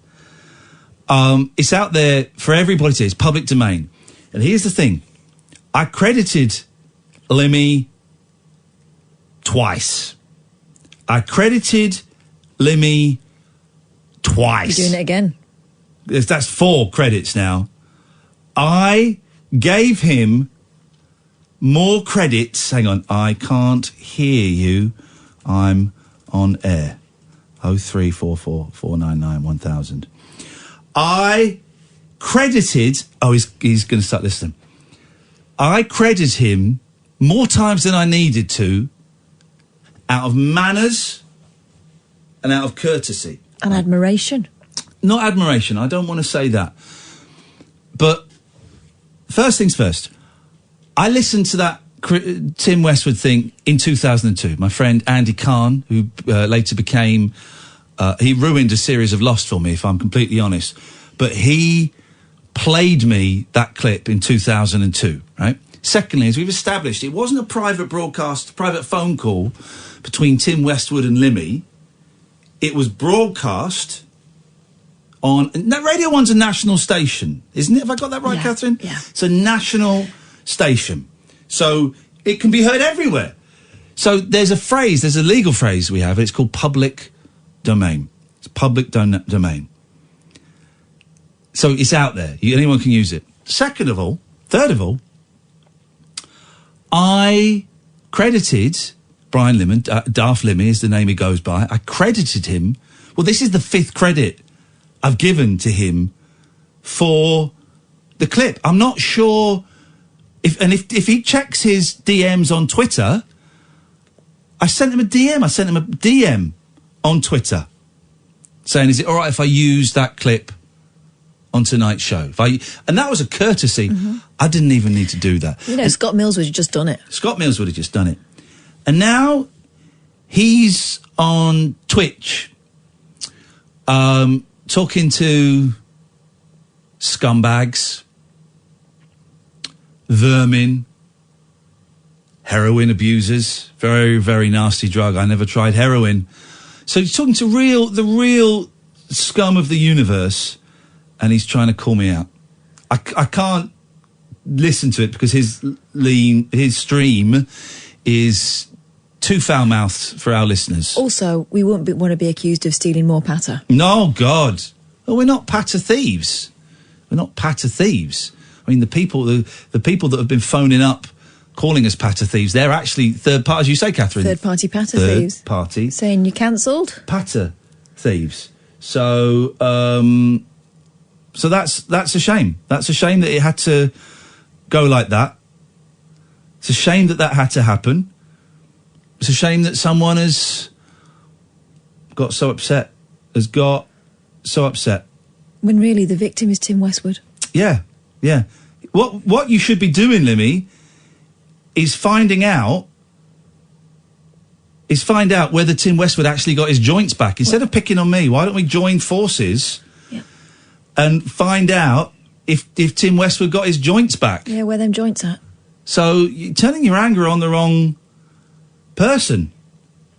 You are turning your anger on the wrong person. And I would love to play some of this, but I'm going to play one bit, but we're going to have to hover by the dump button. Hang on. Vermin.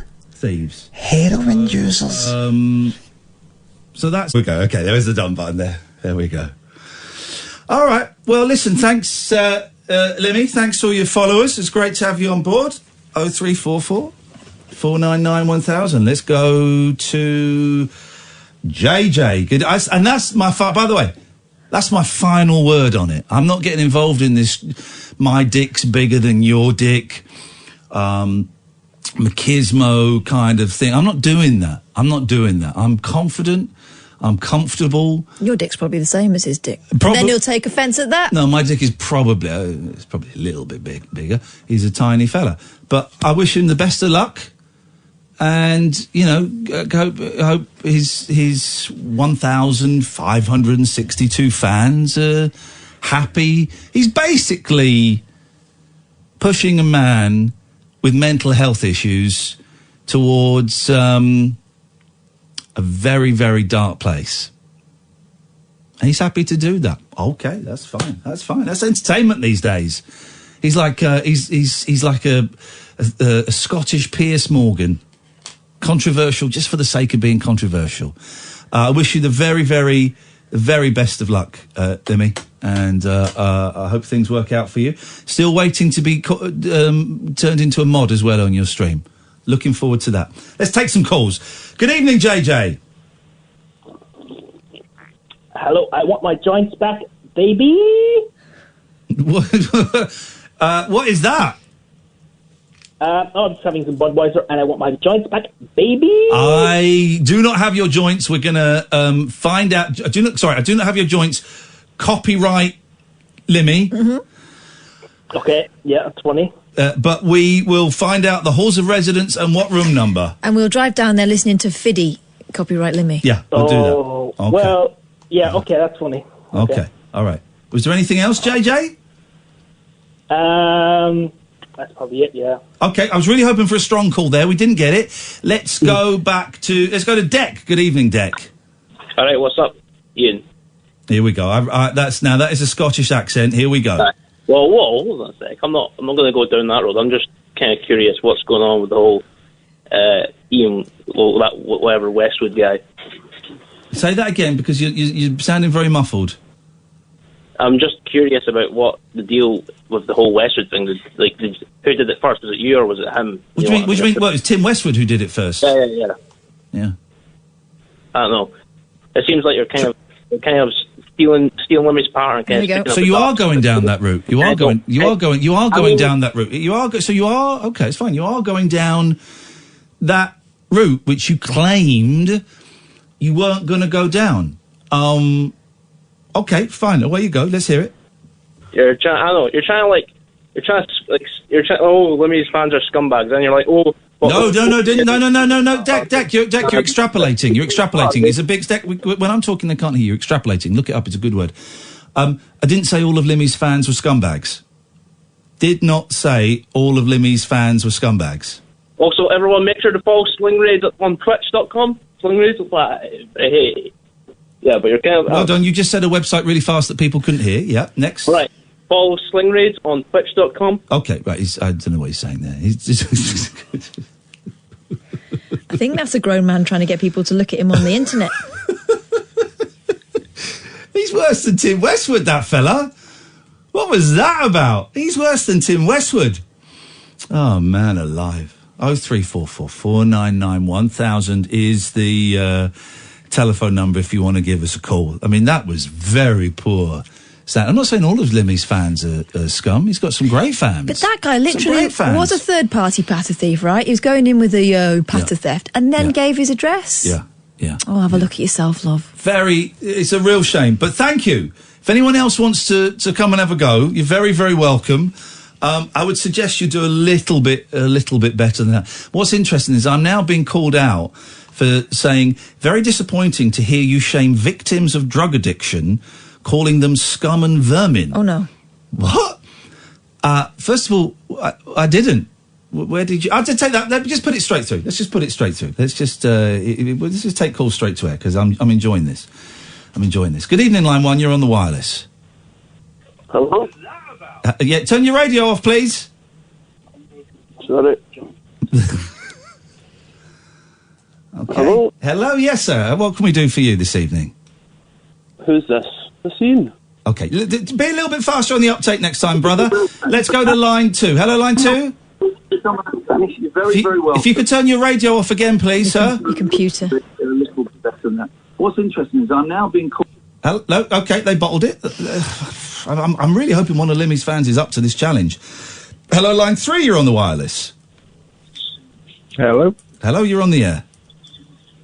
Nice to meet you. I think it's a bit ridiculous, all this stuff that's going on with Limmy, because I think, to be honest, I've followed you, Iain, for quite a while. Yeah, it's ridiculous. And, I think you're one of my... It's trolling. It's internet trolling, and it's bullying, and it's sad, and it's shameful, and I know that he's banned me from his channel, and that's fine. I can live with that.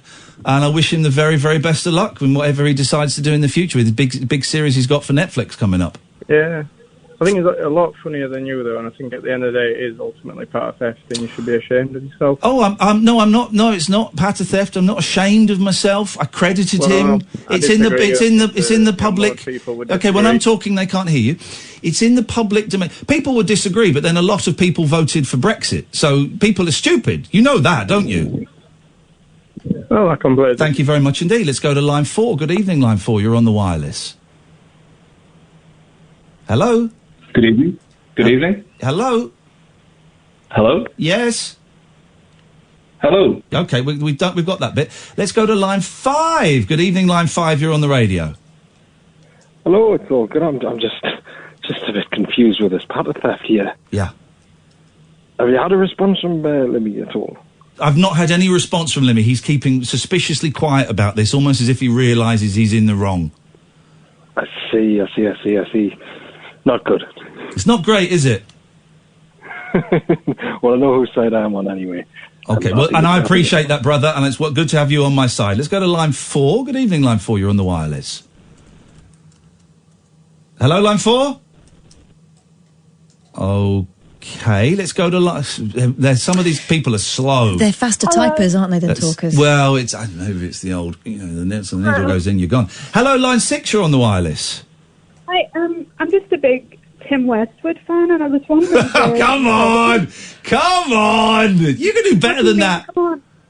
I can't... I'm a big fan. Okay. I was just wondering where you had heard of him. I've been a fan for him for ages. When have I heard of him? Yeah. Like, where did you first hear about him? I don't know, 25 years ago when he... I don't know. Why? Well, I don't know. It's just, why did you pick that clip of him? Because... Well, what? Because it's a funny clip, you muppet. It's a funny clip. But where did you find it, though? I found it up my arse. What? I found the clip up my arse. You're meant to be a professional radio host. No. You ain't heard no radio show like this. I found that clip up my arse. Thanks very much for your call. Let's go to line. Let's go to the other end. Let's go to line 12. Hello, line 12. Turn your radio off, please. Line 12. 3, 2, I want my 1. joints back, baby. Yeah, I got your joints, baby. You want them? Mad love in the spot. Okay, lovely. And you're stealing Lemmy's patter. What are you doing that for? Okay.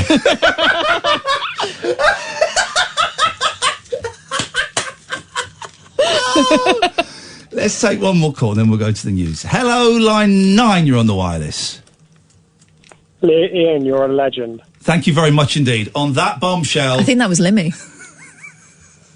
That was Lynn. This is Talk Radio. Talk Radio. The Late Night Alternative with Iain Lee on Talk Radio. We have ways of making you talk.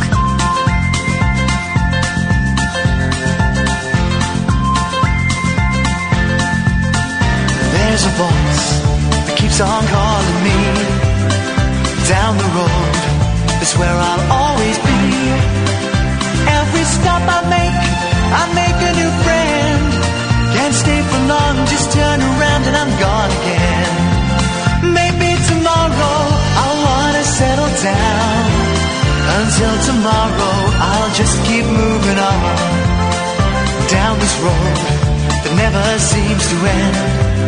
When new adventure lies just around the bend.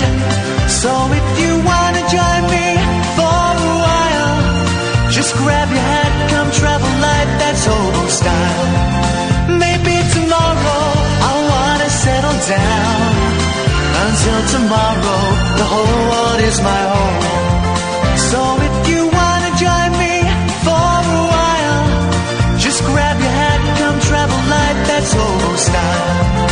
Maybe tomorrow I'll wanna settle down. Until tomorrow, I'll just keep moving on.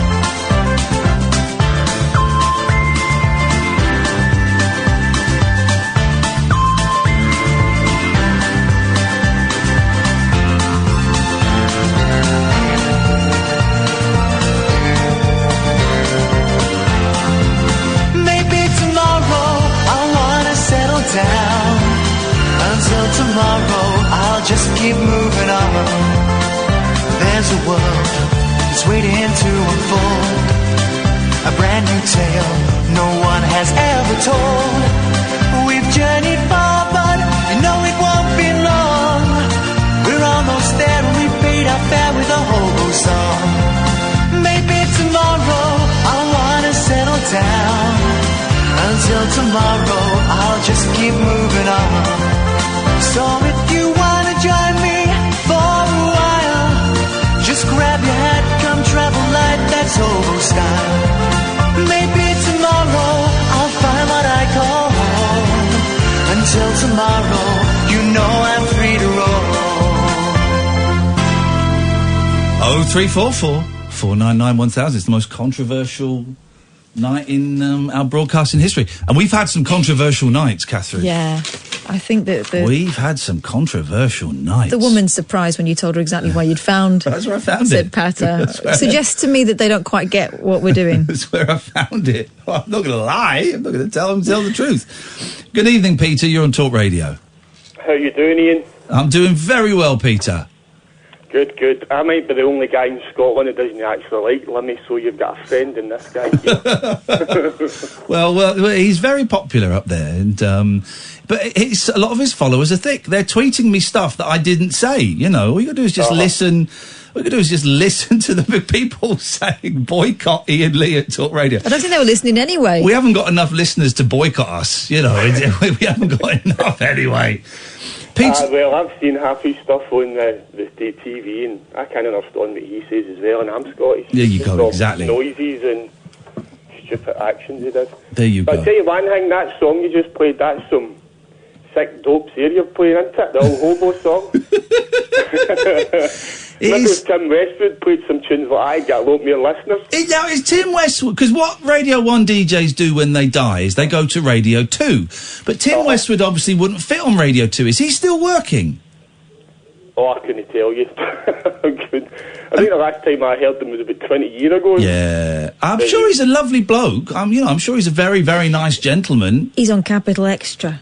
Is he? That's a station, is it? A radio station? Yeah. Okay. And he's doing the same act, I suppose. Well, he's still got another active day, has he, I suppose? No, we've all, Peter, we've all only got one act in us, and that's it. That's all we have, and we got maybe have a few variations on that. Maybe Limmy's still trying to find his act, but it sounds it. No, Limmy, listen, I like Limmy. That's why I credited him. That's why I sent him a D. But here's the thing: all Limmy's followers are just tweeting to me, "Patter thief, patter thief." But they're copying off each other. Patter thief, patter. Come on with something original. Did somebody a lot more funnier than him, Krusty the Clown for The Simpsons, no say that 90% of comedy's all theft anyway? Exactly. Thank you very much, Peter. Let's go to Will. Good evening, Will. Hi, you all right? I'm all right, Will. What you got for us? Well, I've kind of joined in a bit late, and I just heard that Limmy was mentioned, and I have no idea what's going on. Oh, Limmy's just having a little hissy fit, and he just needs to. He'll calm down. He needs a good night's sleep, but calm down. What's happened though? Like, I don't know why this is happening. Really. Limmy played a clip of Tim Westwood, a very famous clip that lots of people have heard. Oh yeah. That was played to me 16 years ago. And the rest of the country. And everyone's heard it, and it's a famous clip. And I messaged him and out of courtesy and said, "Can I play this clip on my radio show?" And I played the clip on the radio show, and he's still got he's got upset. I think his followers have got a little bit more upset. Yeah. So that's just the way it goes, and it's just the way it goes. These things happen. That's showbiz, Will. That's showbiz. Well, I'm a bit surprised really, because I have actually met Limmy before, like at a charity do, and he was really surprisingly down to earth and really funny. Yeah. Yeah, I'm just surprised about him acting like this, to be honest with you. Well, it's this is what showbiz can do. This is what showbiz can do. It can warp your brain, Will. Thank you very much for your call. 0344 499 1000 is the telephone number if you want to give us a call. Catherine? Yeah. What do you have? Oh, this is beautiful. Although maybe sad. Uh-oh. Megan Danielle Holman was stopped by police on a South Carolina road when she was driving a £300 kid's toy truck. Oh, say that again? Yeah. Pulled over in a kid's toy truck, okay. £300 worth of. Yeah. Responding to a call about a suspicious female, officers found 25-year-old Megan cruising down the aptly named Playground Road behind the wheel of a silver Power Wheels truck. Holman appeared to be under the influence of a narcotic or drug, according to Walhalla police. When asked while she was riding the 5-mile-per-hour truck on a public road, she claimed she was riding the toy truck as part of a scavenger hunt and said she wanted to be a professional wrestler like her father, and this was how to do it. This is according to the incident reports. That's it. There's no confirmation as to her father's actual profession. She was arrested at the scene and taken to the Oconee County Detention Centre, where she was charged with public intoxication. She was later released under personal reconnaissance bond. But there you go. There you go, you see. Don't mess around with this stuff. Don't be driving a Hot Wheels under the influence. So, hang on, this is one big enough for people... Yeah, you know those battery-operated things that... We had one kid on our street that had one of those. He had a Jeep, I remember, and we were so jealous of him. But within a year, he was too big for it, and the batteries had gone, and his parents couldn't be bothered charging it anymore. We were just pushing him up and down. Yeah, that's the thing, man. These. They look awesome on Christmas Day, though. I don't like any mode of transport. Let's take a call. What's going on here now? Why won't this work? Line 1, you're on the wireless. Hi, Brian Lemon has submitted an invoice for the price of €100. Okay. Goodbye. That was it. That guy's been phoning in for ages to do that, and I didn't even hear what he said. Let's go to Nick. Hey, Nick. Hello. Hello, Nick. I was just listening to all this Limmy nonsense. Yeah. Yeah. Why do you... I can't hear you, mate. Can you go... Your phone's breaking up. I want to know why it's acceptable for you to steal it. Okay, you're stealing... Norman Collier. You're stealing Norman Collier's patter. Yeah, I think you need to be held accountable. Okay. Go on, then. You crying? Nick there, crying at how weak his phone call was. That's a shame. That's a real shame. 0344 499 1000. This is Talk Radio. Unmissable late night radio with the original king of unconventional conversation. Make contact with Iain Lee. The Late Night Alternative with Iain Lee on Talk Radio. Okay. 0344 499 1000 is the telephone number. Let's go to John. Why is this not working? When we put that there. Good evening, John. Requiem. Sorry? Requiem. Okay. There we go. This is people phoning up doing Limmy lines. That's what we got now. Stealing his patter? No, it's all right for them, isn't it? Ay. Let's try... Can I just check that these are all grown-up people? It's adults. Hello, line 1, you're on the wireless. Hello? Hello? Hello, who's this? Who's this? Is it Iain? No. No. No. Oh. I've got the wrong number. What? No, I can put you through to Iain. What would you like to say to Iain? Well, he's talking about what he's talking about at the moment, isn't it, about Limmy? Yeah, what would you like to say to Iain about Limmy? This is Iain, isn't it?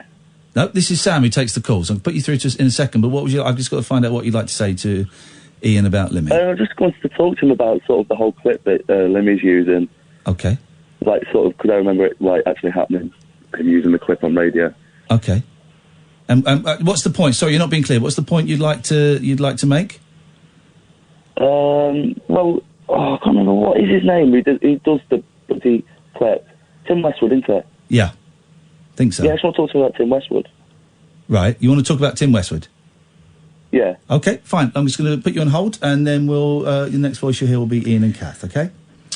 So the thing is, I don't know now. Now I don't know.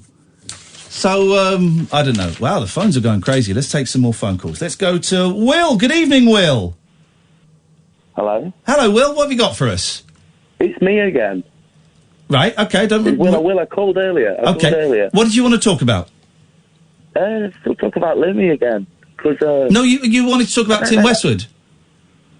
Oh, God, I did, didn't I? Yeah, but yeah, you did. Tim Westwood, it's the joint clip, isn't it? Yeah, you wanted to talk about Tim Westwood specifically, because you just told our guy that takes the phone calls. Yeah, do you know why he uses the whole Tim Westwood thing, why he used it there the other night? Like, on Twitch? You wanted to talk about Tim Westwood. You just told the guy that took the phones. It's with the Tim Westwood clip. Right, but you wanted to talk about... I'm confused, Will. You told the guy that takes the phone calls that you wanted to talk about Tim Westwood. Yeah, the Tim Westwood clip, yeah. Right, okay. What do you want to say about Tim Westwood? Like you Can everyone stop saying Tim Westwood? No, Tim Westwood's the key here. It might be copyright. Right, what do you want to say about Tim Westwood? Well, the clip, it's I don't know, it's kind of funny, isn't it? It's just a bit sad that he's using it still, isn't it, really? Okay, I've no idea what that was, Will, but thank you so much for taking the time to make that point. Good evening, Sam. You're on the wireless. Hello. Hello, Sam. Did Limmy give you permission to use the clip when you messaged them? Jesus Christ. Are you crying, Sam? Don't cry, Sam. I'm crying, it's upsetting me. Well, don't cry, you'll be fine. Let it go, let it go. I'll let it go. Okay. But who do you reckon would win in a banter and memes match? Oh, he would. Iain Lee He's or the Limmy? best. He's the best. Okay. Right. Do you admit defeat to Limmy? I don't admit defeat to you, Sam. I don't know what you're doing. There's no defeat. Defeat to Limmy. But defeat about what? That he is the best banter man. Oh, that is your favourite, Sam. Oh, yeah. Yeah, he's funny. He's funnier than me, yes. I don't understand your point. Okay, that was it. How do you think, Sam, you. how do you think that went? That call there? He's gone. These kids phoning up. Do their mums know that they're using the phones at this time of night? They will when they get the bill. That's what you've got. Well, they won't, because we call you back and we... so it's cheap. We won't answer. Must be exhausting being a young man. Isn't it? Well, there's a lot of... All that emotion. There's a lot of stuff going on when you're a young man. Boydie, what have you got for us tonight? Oh, right, this is one that you love, Yes. right? Getting the middle seat on the aeroplane comes with one unexpected and little-known benefit, right? It often seems like drawing the short straw. Yeah. But there's an important etiquette around getting the middle seat. This is, again, from Mirror Online. They've come up trumps tonight. Okay. No one in their right mind likes a middle seat on the aeroplane. It's not hard to see why. You have neither easy access to the aisle or a view out the window. I hate you have the to middle seat. squeeze in when your seatmate wants to use the loo. Hate it. Right? But there's one unexpected plus side to drawing the short seating straw, and it's to do with the armrests. Yeah. While a Twitter poll carried out, I'm not going to mention it, showed the majority of people think the person in the middle seat does not get use of both armrests. This is not the case. The etiquette, though, is the contrary. It should be to allow them to have both armrests. Yeah. Yes, this is according to travel expert Rosie Panter, and I'm not going to mess with her. She travels, and she's an expert. It's universally accepted, says Rosie, that the middle seat passenger has drawn the short straw, so they should get the luxury of both armrests. Why, you ask, she tells Cosmopolitan? Well, the aisle seat passenger has the freedom to stretch their legs and get up and down as and when they please. That's true. Window seat passenger has Aisle the luxury... seat is my seat of choice. Yeah. Always my seat of choice. I prefer that, just so you can go to the toilet when you want. Yeah. If you want. Window seat passenger can look out the window while curling up to rest their head on the side of the plane to enjoy some shut-eye without the risk of passengers needing to clamber over them while they sleep. But because the middle passenger is limited by both space and places to rest their head, the two armrest debate should be an established plane rule. Oh.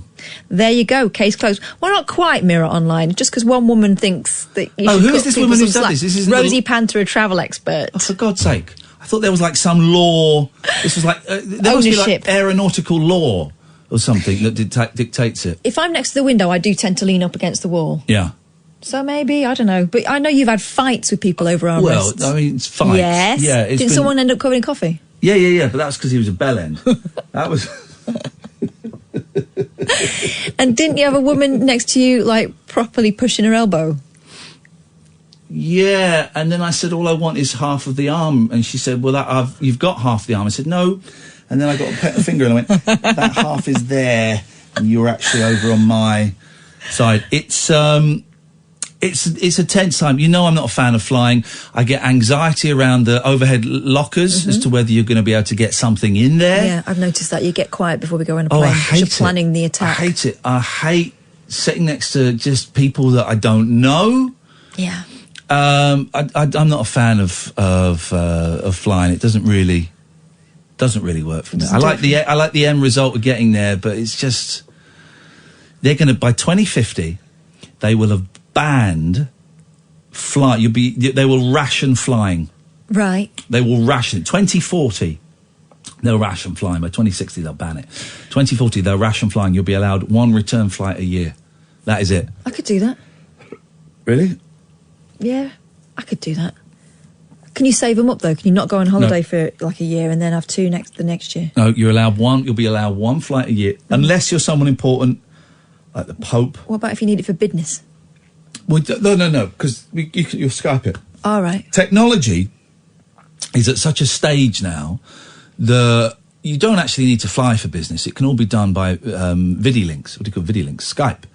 And they'll just improve that. They'll have all over. Well, they've already got with the VR. Some VR headsets, you can get an all over bodysuit. This isn't even a thing. This is absolutely true. With that can tingle on your dingle. What? Okay. Yeah, right. yeah. Right. That can do all of these things. But what if you want to do something that doesn't involve any tingles? Oh no, you can. You can like dingles? shake hands. You feel the and the VR headset. Mm-hmm. You'll be in the office. Okay. Or the work environment. Say you're Naomi Campbell. Yep. How are you going to do that? Well, how are you going to do that from a distance? Holograms. Yeah. Okay, that could work. You set up a runway. In you London. don't even need to. Just you could just cyber a head on to. Well, no. You set up a runway in London. It'll be her. There'll be hologram cameras all around the runway. She walks down it, and a 3D solid replication of her being will walk down a runway in Milan or Rio, or wherever it is that they're going to go. That's fair play. That could work. That's where. That's how it's gonna work. What about doctors? Eminent doctors that need to. Well, they can already do surgery remotely. Right. They actually can, and you know that. It's all worked out. We're never going to leave. It's going to be like Wall-E. We're never going to move again. Wall-E. Wall-E. Wall-E. Wall-E. Wall-E. Wall-E. It's pronounced Wall-E. Wall-E. No, it's pronounced Wall-E. Wall-E. Wall-E. That's what I'm saying. Wall-E. Disney's Wall-E. You're saying it now, for crying out loud. We've got one of. Let's do this. Let's do this. We've got one desperate caller calling in. Let's just go. Go on, JJ. Give us one more. The mustache. No, we mustn't. Okay, thank you for your advice, young man. I mean, let's just take them straight to air for the rest of the thing, because they're all going to be bell ends. Hello, line 2, you're on the wireless. Hello. Hi there, you're on the air. What can we do for you tonight? Hi, I wanted to talk about, cultural appropriation. Okay. You know, like some people say you can't use something because it belongs to another culture. Like, you shouldn't wear Native American. I know what cultural appropriation is. Yes, right, well, I'm maybe over not 12. Everyone who's listening is all right. No problem. Well, some of your callers ain't. No, so I just want to know, would you? Everyone knows what cultural appropriation is, so let's just get to the meat and two veg of this already rather disappointing, I think I know where it's going, do you? phone call. Yes, I do. Apologise to Limmy. Are you going to apologise to Limmy and Scotland in general for stealing culture? Why are you doing that accent? Because I just thought you'd listen to me if I sounded more acceptable. You don't though. You sound like a Scotsman trying to do an English voice. Be proud of what you are. Don't do your people down. Be proud of what you are. They can't hear you, by the way. The fader's down. You've come on and said what's more acceptable. I've not made that judgment call. He's put the phone down. Of course, yes. He's been called out. What is wrong? Let's go to line 1. Line 1, you're on the wireless. Hello, I just wanted to talk about self-driving electric cars. I noticed you were talking about restricting flights. Obviously, you mentioned. Could you get closer to the phone so we can hear you, please? Is that any better? Not much. Is that any better? There we go. Now we got a phone call. Now we got a conversazione going on. So, yeah, you mentioned the self-driving cars at the beginning of the show. You said you're going to buy your last car about 2025. I'd say that's very conservative because there's an expert, well, there's a couple actually that have been talking about this. Two guys you should look up online. One's called Tony Seba, S-E-B-A. Okay, I'm not going to look him up online, but thank you. Okay. Who is he? And they estimate that by 2021, car ownership is going to collapse. Okay, well, that's not true. How do we know? Have you got a crystal ball? Well, no, because I'm just not an idiot. Because what year are we in now? Well, it's going to be the collapse is going to start then. Well, that's different. That's different. You said there will be a collapse. Saying the collapse is going to start is different. The collapse has started. The collapse has started already. Yeah, Singapore, Las Vegas already have self-driving cars operating, and so does Milton Keynes. Yeah. Ah, right. Okay. Yes, because they got legalised as roadworthy a couple of years back. Yeah. But the thing is, petrol diesel cars, because there's 2,000 moving parts, you don't get any cheaper. All that Jesus, this is boring, man. Okay. Thanks very much for your call. Let's go to line 2. You're on the wireless. Turn your radio off. Oh, sorry, 1 second. 3, 2... Hello? Ooh, Hello? Just in time, man. Yes, caller, what can we do for you? Hello, Ian, do you like wrestling at all? Do I like wrestling? What, watching it? Yes. Do you like watching wrestling? No. Okay. Thanks for your call. I don't know what is going on. This is the Late Night Alternative on Talk Radio. Closing time conversation for tax inspectors, taxi drivers, and taxidermists. Great big talk for the wee small hours. You've been trolling me big time, mate. The Late Night Alternative with Iain Lee on Talk Radio. 0344 499 1000 is the telephone number. If you want to give us a call, you'd be very, very welcome. We'll take calls straight to air. Hopefully we can educate some people into how to use the phone properly. Catherine Boyle? Yes. What you got? All right, here's another one. Bride-to-be mocked for McDonald's Big Mac proposal, but others say it's perfect. Okay. Well, most people put a lot of thought into the perfect proposal. Doesn't matter if it's a flash mob in the town centre. Yes, it does matter. Yeah. Or a quiet evening at home on the sofa, as long as it's romantic and special for them. Yeah. But one man's proposal raised a few eyebrows, and people on social media are relentlessly mocking his idea of romance. Okay. He popped the big question by placing a diamond engagement ring right in the middle of a McDonald's Big Mac. Hey!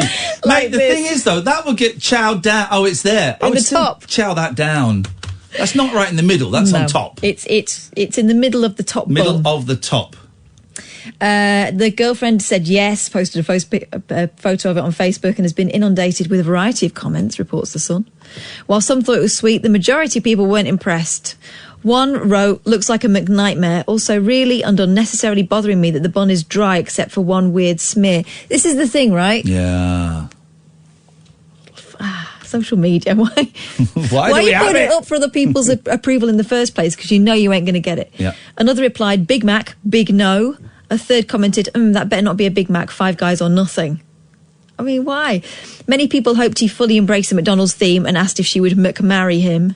And there were many other important questions. One commenter wrote, "Can she have a burger if the answer is no?" Does she have a fillet of fish? Oh my God. Is she going large? The burger proposal isn't the only engagement to catch people's eyes today. One woman's happy announcement was suddenly somewhat overshadowed by her nails. I mean, the woman's grown-out pink and gold-tipped acrylics came under scrutiny after being shared in several shaming Facebook groups. Yeah. Wow. So, yeah, she had the audacity of not having perfect fingernails. That's where we're at. That's where we're at, line 1. So, what's your hang? Hello, can't hear you. It's very muffled. I said, what's your hang? Oh, God, I'm losing the will to live, man. Jeez, these calls are awful. Can we get some decent calls? I don't know. Can we? Is it possible? Do you know any caller?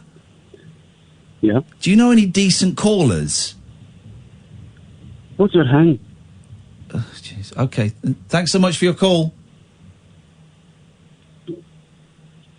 I mean, it's just... Is he all right? Do you think we need to send someone?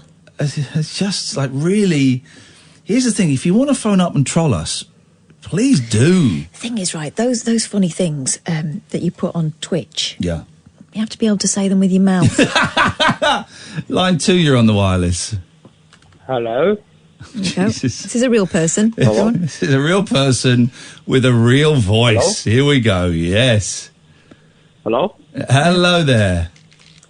Hello. Yeah. Okay, one more. Hello. Goodbye. There we go. Well There we done. go. Fair play. That's the best call we've had in the last 40 minutes. I mean, it made sense. That's the best call we've had. That's the standard we're at. I'm seriously thinking of just banning calls to the show. If this is the standard that we get, then we need... There's no point. There's no point. Here's my theory. Yeah. None of these are our people. No, they're not. They're not. Some people are really offended because I said I'd pull that tape out of my arse. Yeah, That well, was- they didn't expect it because I was they think it's... misogynistic and... Really? It's offensive to the woman on the phone. Really? I think she's all right. That's where I got the tape from. You want me to lie about it? Or you want me to lie about it? I got it from an a-hole. That's... Here's what I think. Yeah. She came on to deliver a spanking and didn't realise that wasn't that kind of show. She was going to get spanked herself. That's what was happening. Anyway, I'm glad we've gone with this feeling of positivity and celebration. Oh, man, alive! Oh, yeah, Because actually what we were doing was flagging up someone we admire. But anyway, groovy. You know we're going to get another 2 or 3 days of this. Can't wait. I can't wait either. We'll take calls straight to air to the end of the show. That's what we're going to do. 0203. Is that the phone number? No, 0344. Yeah. 0344 499 1000. What's 0203? That's not LBC, is it? I don't know. I don't know. Let's try. Hello, line 1. Hello? Yes. Hello, is this Surian? Yes, it is. Hello? Jesus. Hello? Hello, is this Pishbot? Okay, thanks. Good one. I can't... What did he say? I couldn't understand. Hello? Pishpot. Pishpot. Okay. That's a good one. Okay. Yes. Okay. Want to do one more? No, I'm talking... Okay. Thank you. Yeah. Let's go to line 2. Hello, line 2. You're on the wireless. He's got the hairy lip. His lip is hairy. He got the hairy lip. His lip is hairy. He got the hairy lip. Got the hairy lip. It's too hairy. Your lip is too hairy. He got the hairy lip. His lip is too hairy. It's a hairy lip. Oh, thank you. Carry on. He's gone. I was enjoying that. He didn't expect to be on that long, did he? No. Let's go to line 4. Line 4, you're on the wireless. Hello? Hello, you're on the air. Oh, God. Hi there. Hi there. What's going on? Right. I listened to you and Catherine every evening. Yeah. You mentioned it. But you've had some dodgy... I'm not the best person to speak. No. Actually, but you've had some dodgy phone calls this evening, haven't you? I couldn't help myself to ring back up. Okay, and say what? Well, after the phone calls, they're just dodgy people, aren't they? Great call. Thank you very much. Let's go back the other way. Let's go to line 12. Good evening, line 12. Hello. Yep. Ian, I was just phoning up. You was on about aircraft earlier. Yes. I'm sat at work at the minute inspecting aircraft ports. Here we I go. was just worried about the job. Oh, go on then. All right. Yeah, I'm seriously sat at work at the minute. You saying it's going to run out in like 10, 15 years' time? No. Aircraft? No. Didn't say aircraft were going to run out in 10, 15 years' time. Well, the use of it will slow down. Yeah, but what did I say? 2040... Yeah, they'll start rationing it. You're going to get rationed to 1 trip a year unless you're someone very important.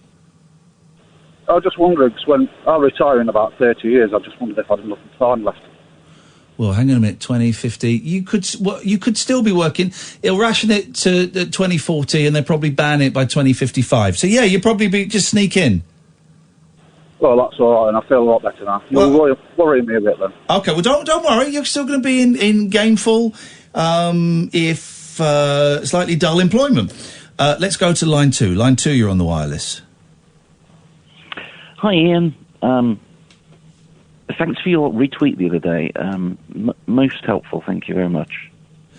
You're having problems with the cat, and I'm sorry that the cat is not well, and I hope, I saw some people chuck some money into the hat to help things, as smoothly as possible, and it's lousy when a member of the family dies, man. It's lousy.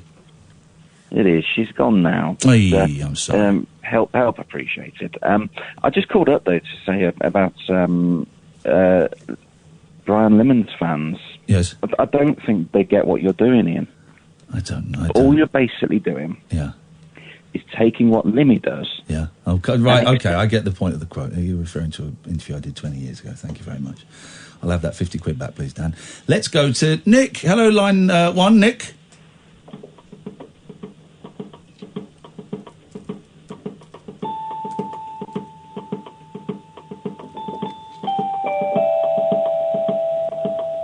This is more like it.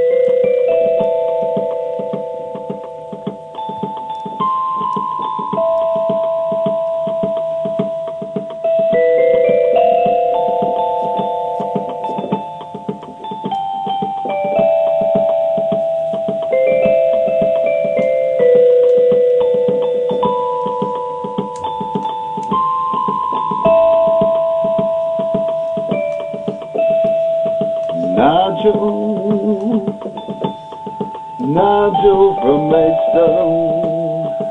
What's he saying? Nigel. Oh, Nigel from Maidstone. Nigel from Maidstone. This is quite nice. I think he's like doing an this incantation. Live. He's doing this live. This is beautiful. Also better than anything Nigel from Maidstone has sung. Lovely, I enjoyed that. Thank you. Let's take a break. Late night conversation worth losing sleep over. The Late Night Alternative with Iain Lee on Talk Radio. We have ways of making you talk. Suddenly it's 20 to 1 in the morning and I am famished. You hungry? I'm all right. I'm hungry, man. I am all right. I can eat and I will eat when I get home. I've got a lie-in tomorrow. Going to stream on Twitch, guys. You're all very, very welcome. You're all very, very welcome. The best Twitch stream you're going to see. Maybe about 11, maybe about half 11. I suspect I'm going to sleep in, I might sleep in a little bit late, but we'll have a little Twitch tomorrow. Why is a cheeky yawn coming out? Doesn't Not happen too surprised, it's often. after midnight. It's after midnight, isn't it? Take calls straight to her. 0344 499 1000. Here we go. Aliens probably do not exist. What? So, oh, by the way. I thought it's probable they do exist, right? By the way, I've watched the first hour of that Bob Dylan documentary. My God, Miss Jones. That Bob Dylan. My God. It's incredible. You'll hate it. It's about Bob Dylan. Why? Because it's a lot of concert stuff. But the bit where he's wearing a clear plastic mask and singing through a clear plastic mask. There's also a weird bit, right? There's a really weird bit that's filmed in a mahjong club, right? Full of old women. It's like a bingo club, right? It's just tables, 50, 100 tables of old women playing mahjong. And he plays a gig in there. And you only see like a minute of it. And you got to think, what the hell is that for? What is he doing? What is he doing there? Very, very strange. Something I've learned. I don't know very much about Bob Dylan, but No. it strikes me as he's someone who does exactly what he wants to do. Yeah, and that's the joy of it. That's the joy of Dylan. And I finally got him, and I love him, and I've got the 14-disc box set now of the. It was only 56 quid. 56 quid. And is that everything he's ever done? No. It's everything. It's everything that was recorded live in 1975. Oh, blimey. Oh, God. One Yeah. year. Yeah. It's quite. Was he taking a lot of drugs then? I think he was a bit speedy. Pumping out the hits in that fashion. Well, it's not exactly hits. It was. All right, pumping out the jams. It was a very fallow period, but he was a few years later. He'd be born again Christian, and we'd be on that trip. Anyway, it's a great documentary. I'm halfway through it. Going to watch the rest of it tomorrow. Thoroughly enjoying it. It's a good film. 0344 499 1000. Aliens probably do not exist, scientists have announced. A new study of thousands of planets that orbit suns has found that most of them would be toxic to life as we know it. Poisonous gases, such as carbon monoxide and methane, blanket many exoplanets, the ones that are not in our solar system. The report suggests that fewer than half of the exoplanets which scientists thought could support life are habitable in reality. Well, here's the thing. They're basing that on it being like carbon-based life forms. Life as we know it. We don't know all the rules on this planet What yet. about ghosts? What about interdimensional beings? What about dots? Tiny people. Tiny people an inch high. What about a dot? There's a dot. It could just be a dot. Yeah. What about, like, imagine it's a planet that's just full of Brussels sprouts, but they're alive, then they can communicate and build. What about sentient rocks? Like pet rocks. Mm-hmm. They had to come from somewhere. Professor Timothy Lyons of the University of California said, our results indicate complex ecosystems like ours cannot exist in most regions of the habitable. Habitable. What's what I'm saying? You're saying habitable. Habitable. Boom. Is that right? Mm-hmm. Is that right? Habitable. Mm-hmm. In most regions of the habitable zone. The habitable zone is the area just close enough to the star for water to be liquid, but not so close as to boil everything alive. Well, maybe some creatures like boiling hot water. Yeah. I like a hot cup of tea. You like a hot bath. I love it. So, who are we to judge? Mm-hmm. Planets around cooler stars tend to be blanketed in deadly carbon monoxide. It's deadly to us. Might not be deadly to the Brussels sprouts people. Could be like sweet nectar. Oh, you could be. Fellow expert Dr. Edward Schwieterman said, I've never met a Schwieterman. As far as we know, Earth is the only planet in the universe that can sustain human life. Well, we get to go to the star says, page 6, and I always like these star saises. What does the star says? Star flaws. Despite all the sci-fi films and alleged alien encounters, boffins think intelligent life may be confined to Earth. Looks like the truth is not out there. Good one. That's a shame, man.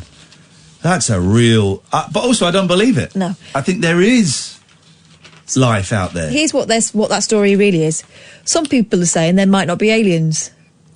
But if you're saying there might not be aliens... It means there might be. That means that there might be aliens. Also, we don't know, like we've been saying, we don't know everything about this planet. We don't know everything about the universe. Yeah. We're making a lot of assumptions. That's not science. There could be aliens. There could be like creatures that live on this planet, but that we can't see them. There are people living on us now. Sorry? Yeah. There's not.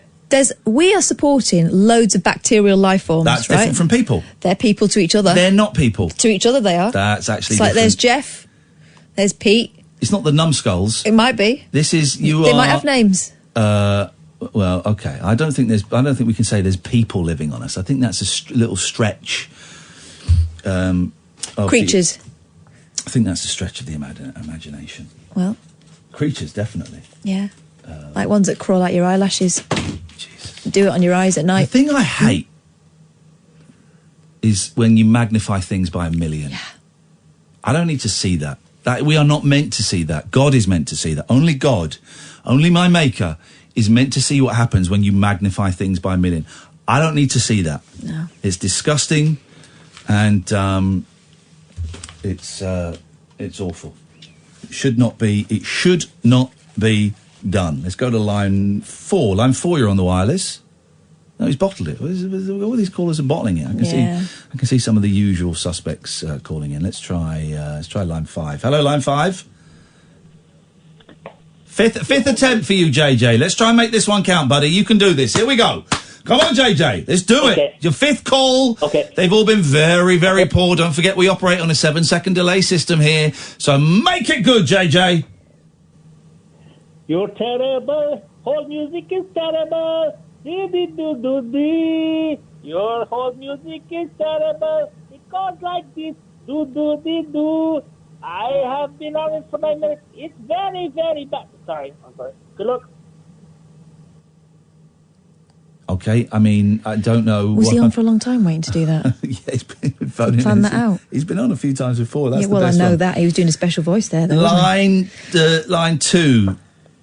You're on the what do we call this? Radio, so don't embarrass yourself. You're on the radio, yes.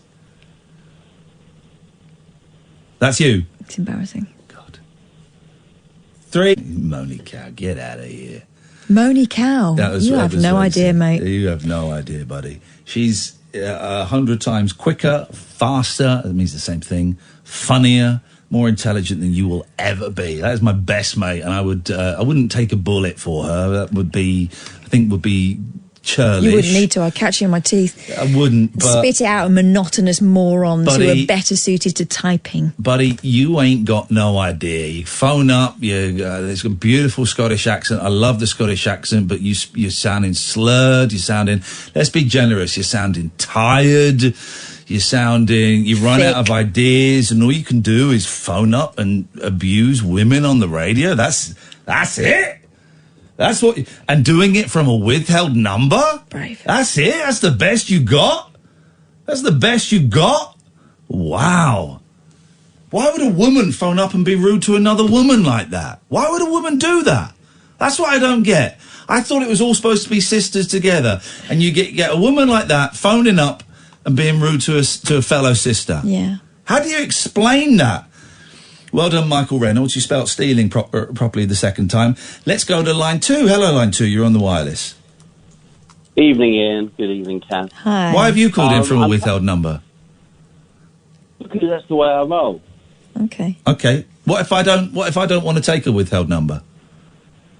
Well, you've got the button there, but I just want to say I'm coming on Sunday to the Bill Murray. Yeah! And I wondered if tonight's show is going to be... I've never been to one of your live gigs. Okay. And I wondered if tonight's show is representative of what I'm going to travel over an hour to see. Yes, it is. If anything, the show on Sunday is going to be worse than this.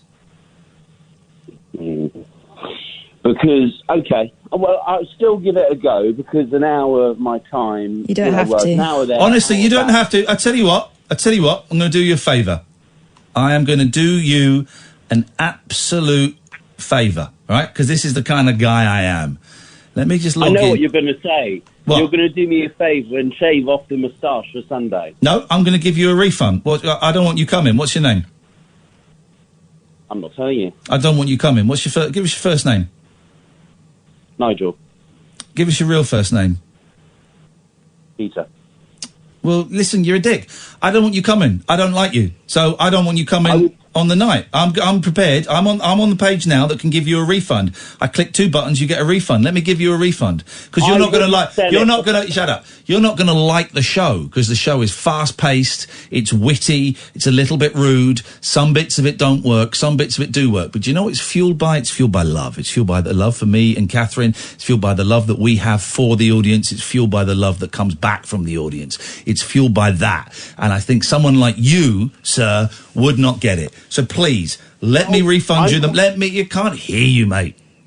Let me refund the money, because I don't want a loveless soul sucker coming to our show on Sunday that we put on for our friends and that we are very passionate about. And it doesn't always work, but that's okay, because our friends will support us there. All 94 of them, because we're going to refund your ticket. Because you won't enjoy this show. This show is not for you. This show is for the enlightened, for the uplifted, and the holy. So let me refund your money. So why do all your listeners sound like they're from a special needs classroom? Well, this is exactly why I don't want you there, mate, because you make jokes about special children who've got learning difficulties. It wasn't a joke, it was an observational fact. Wow, you really are an arsehole, aren't you? You really are an arsehole. You've not bought a ticket for the show. You wouldn't dip into your pocket. I have, I swear I have. Let me refund you, because I don't want you there. You're scum. You're scum. You're absolutely scum. You're a scumbag. I don't want you at my show. How dare you come on? How dare you come on and make passing reference, throwaway reference to children with learning difficulties? How dare you? How dare you? Children? Why did you say children? Because you said a school, you muppet. You don't even know what you said. That's how thick you are. You didn't buy a ticket. You didn't buy a ticket. You didn't buy a ticket. You didn't buy a ticket. You're a scumbag. You're an arsehole. I don't like you. You got 2 seconds. Shut your face. You got 2 seconds to tell me your name so I can give you a refund. Otherwise, you've wasted your money, because I will find out who you are on the night and I'll kick you out and you won't get a refund. Roger Pettifer. Sorry? My name's Roger Pettifer.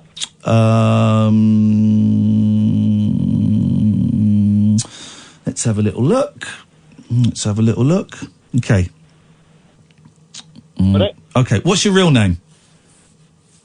Martin. Okay, you're just dicking around. Mate, you didn't buy a ticket. If I see you there, I'm going to kick you out. Thanks so much for your call, and thanks for your time. God bless. There we go.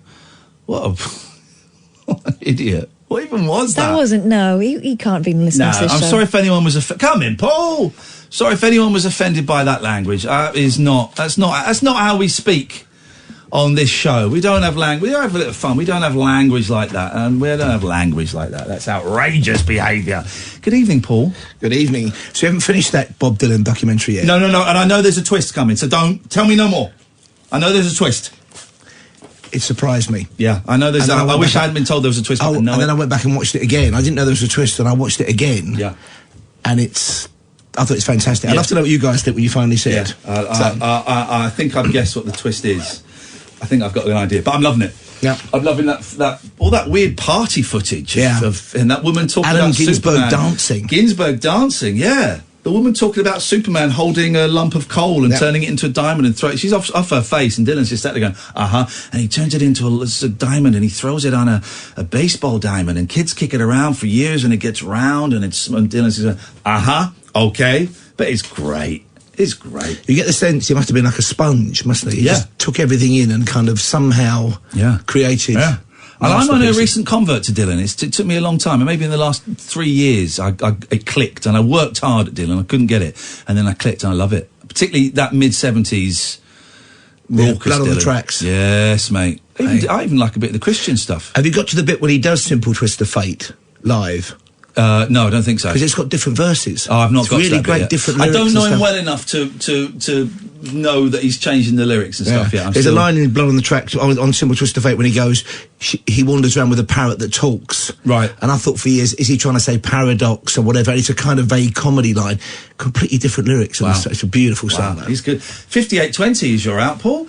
Tell us, tempt us, tease us. Well, a rather sombre anniversary, but a happy ending, I hope. Yes. And we will have a happy ending. 50 years ago, this week, Judy Garland died in London. Okay. Troubled woman, troubled childhood. Didn't know it was in London. In Belgravia. Right. 80 years ago, this summer, her famous film, Wizard of Oz, was released first time. Yes. We are crossing live, because the Judy Garland Festival is about to start, to Grand Rapids, Minnesota, her hometown. They've got the world's biggest Judy Garland museum, huge collection of memorabilia. So we're all friends of Dorothy tonight on the show. Bit of Judy Garland. That'd be good. And yesterday was the 10th anniversary of Paul McCartney and Linda McCartney's Meat Free Monday.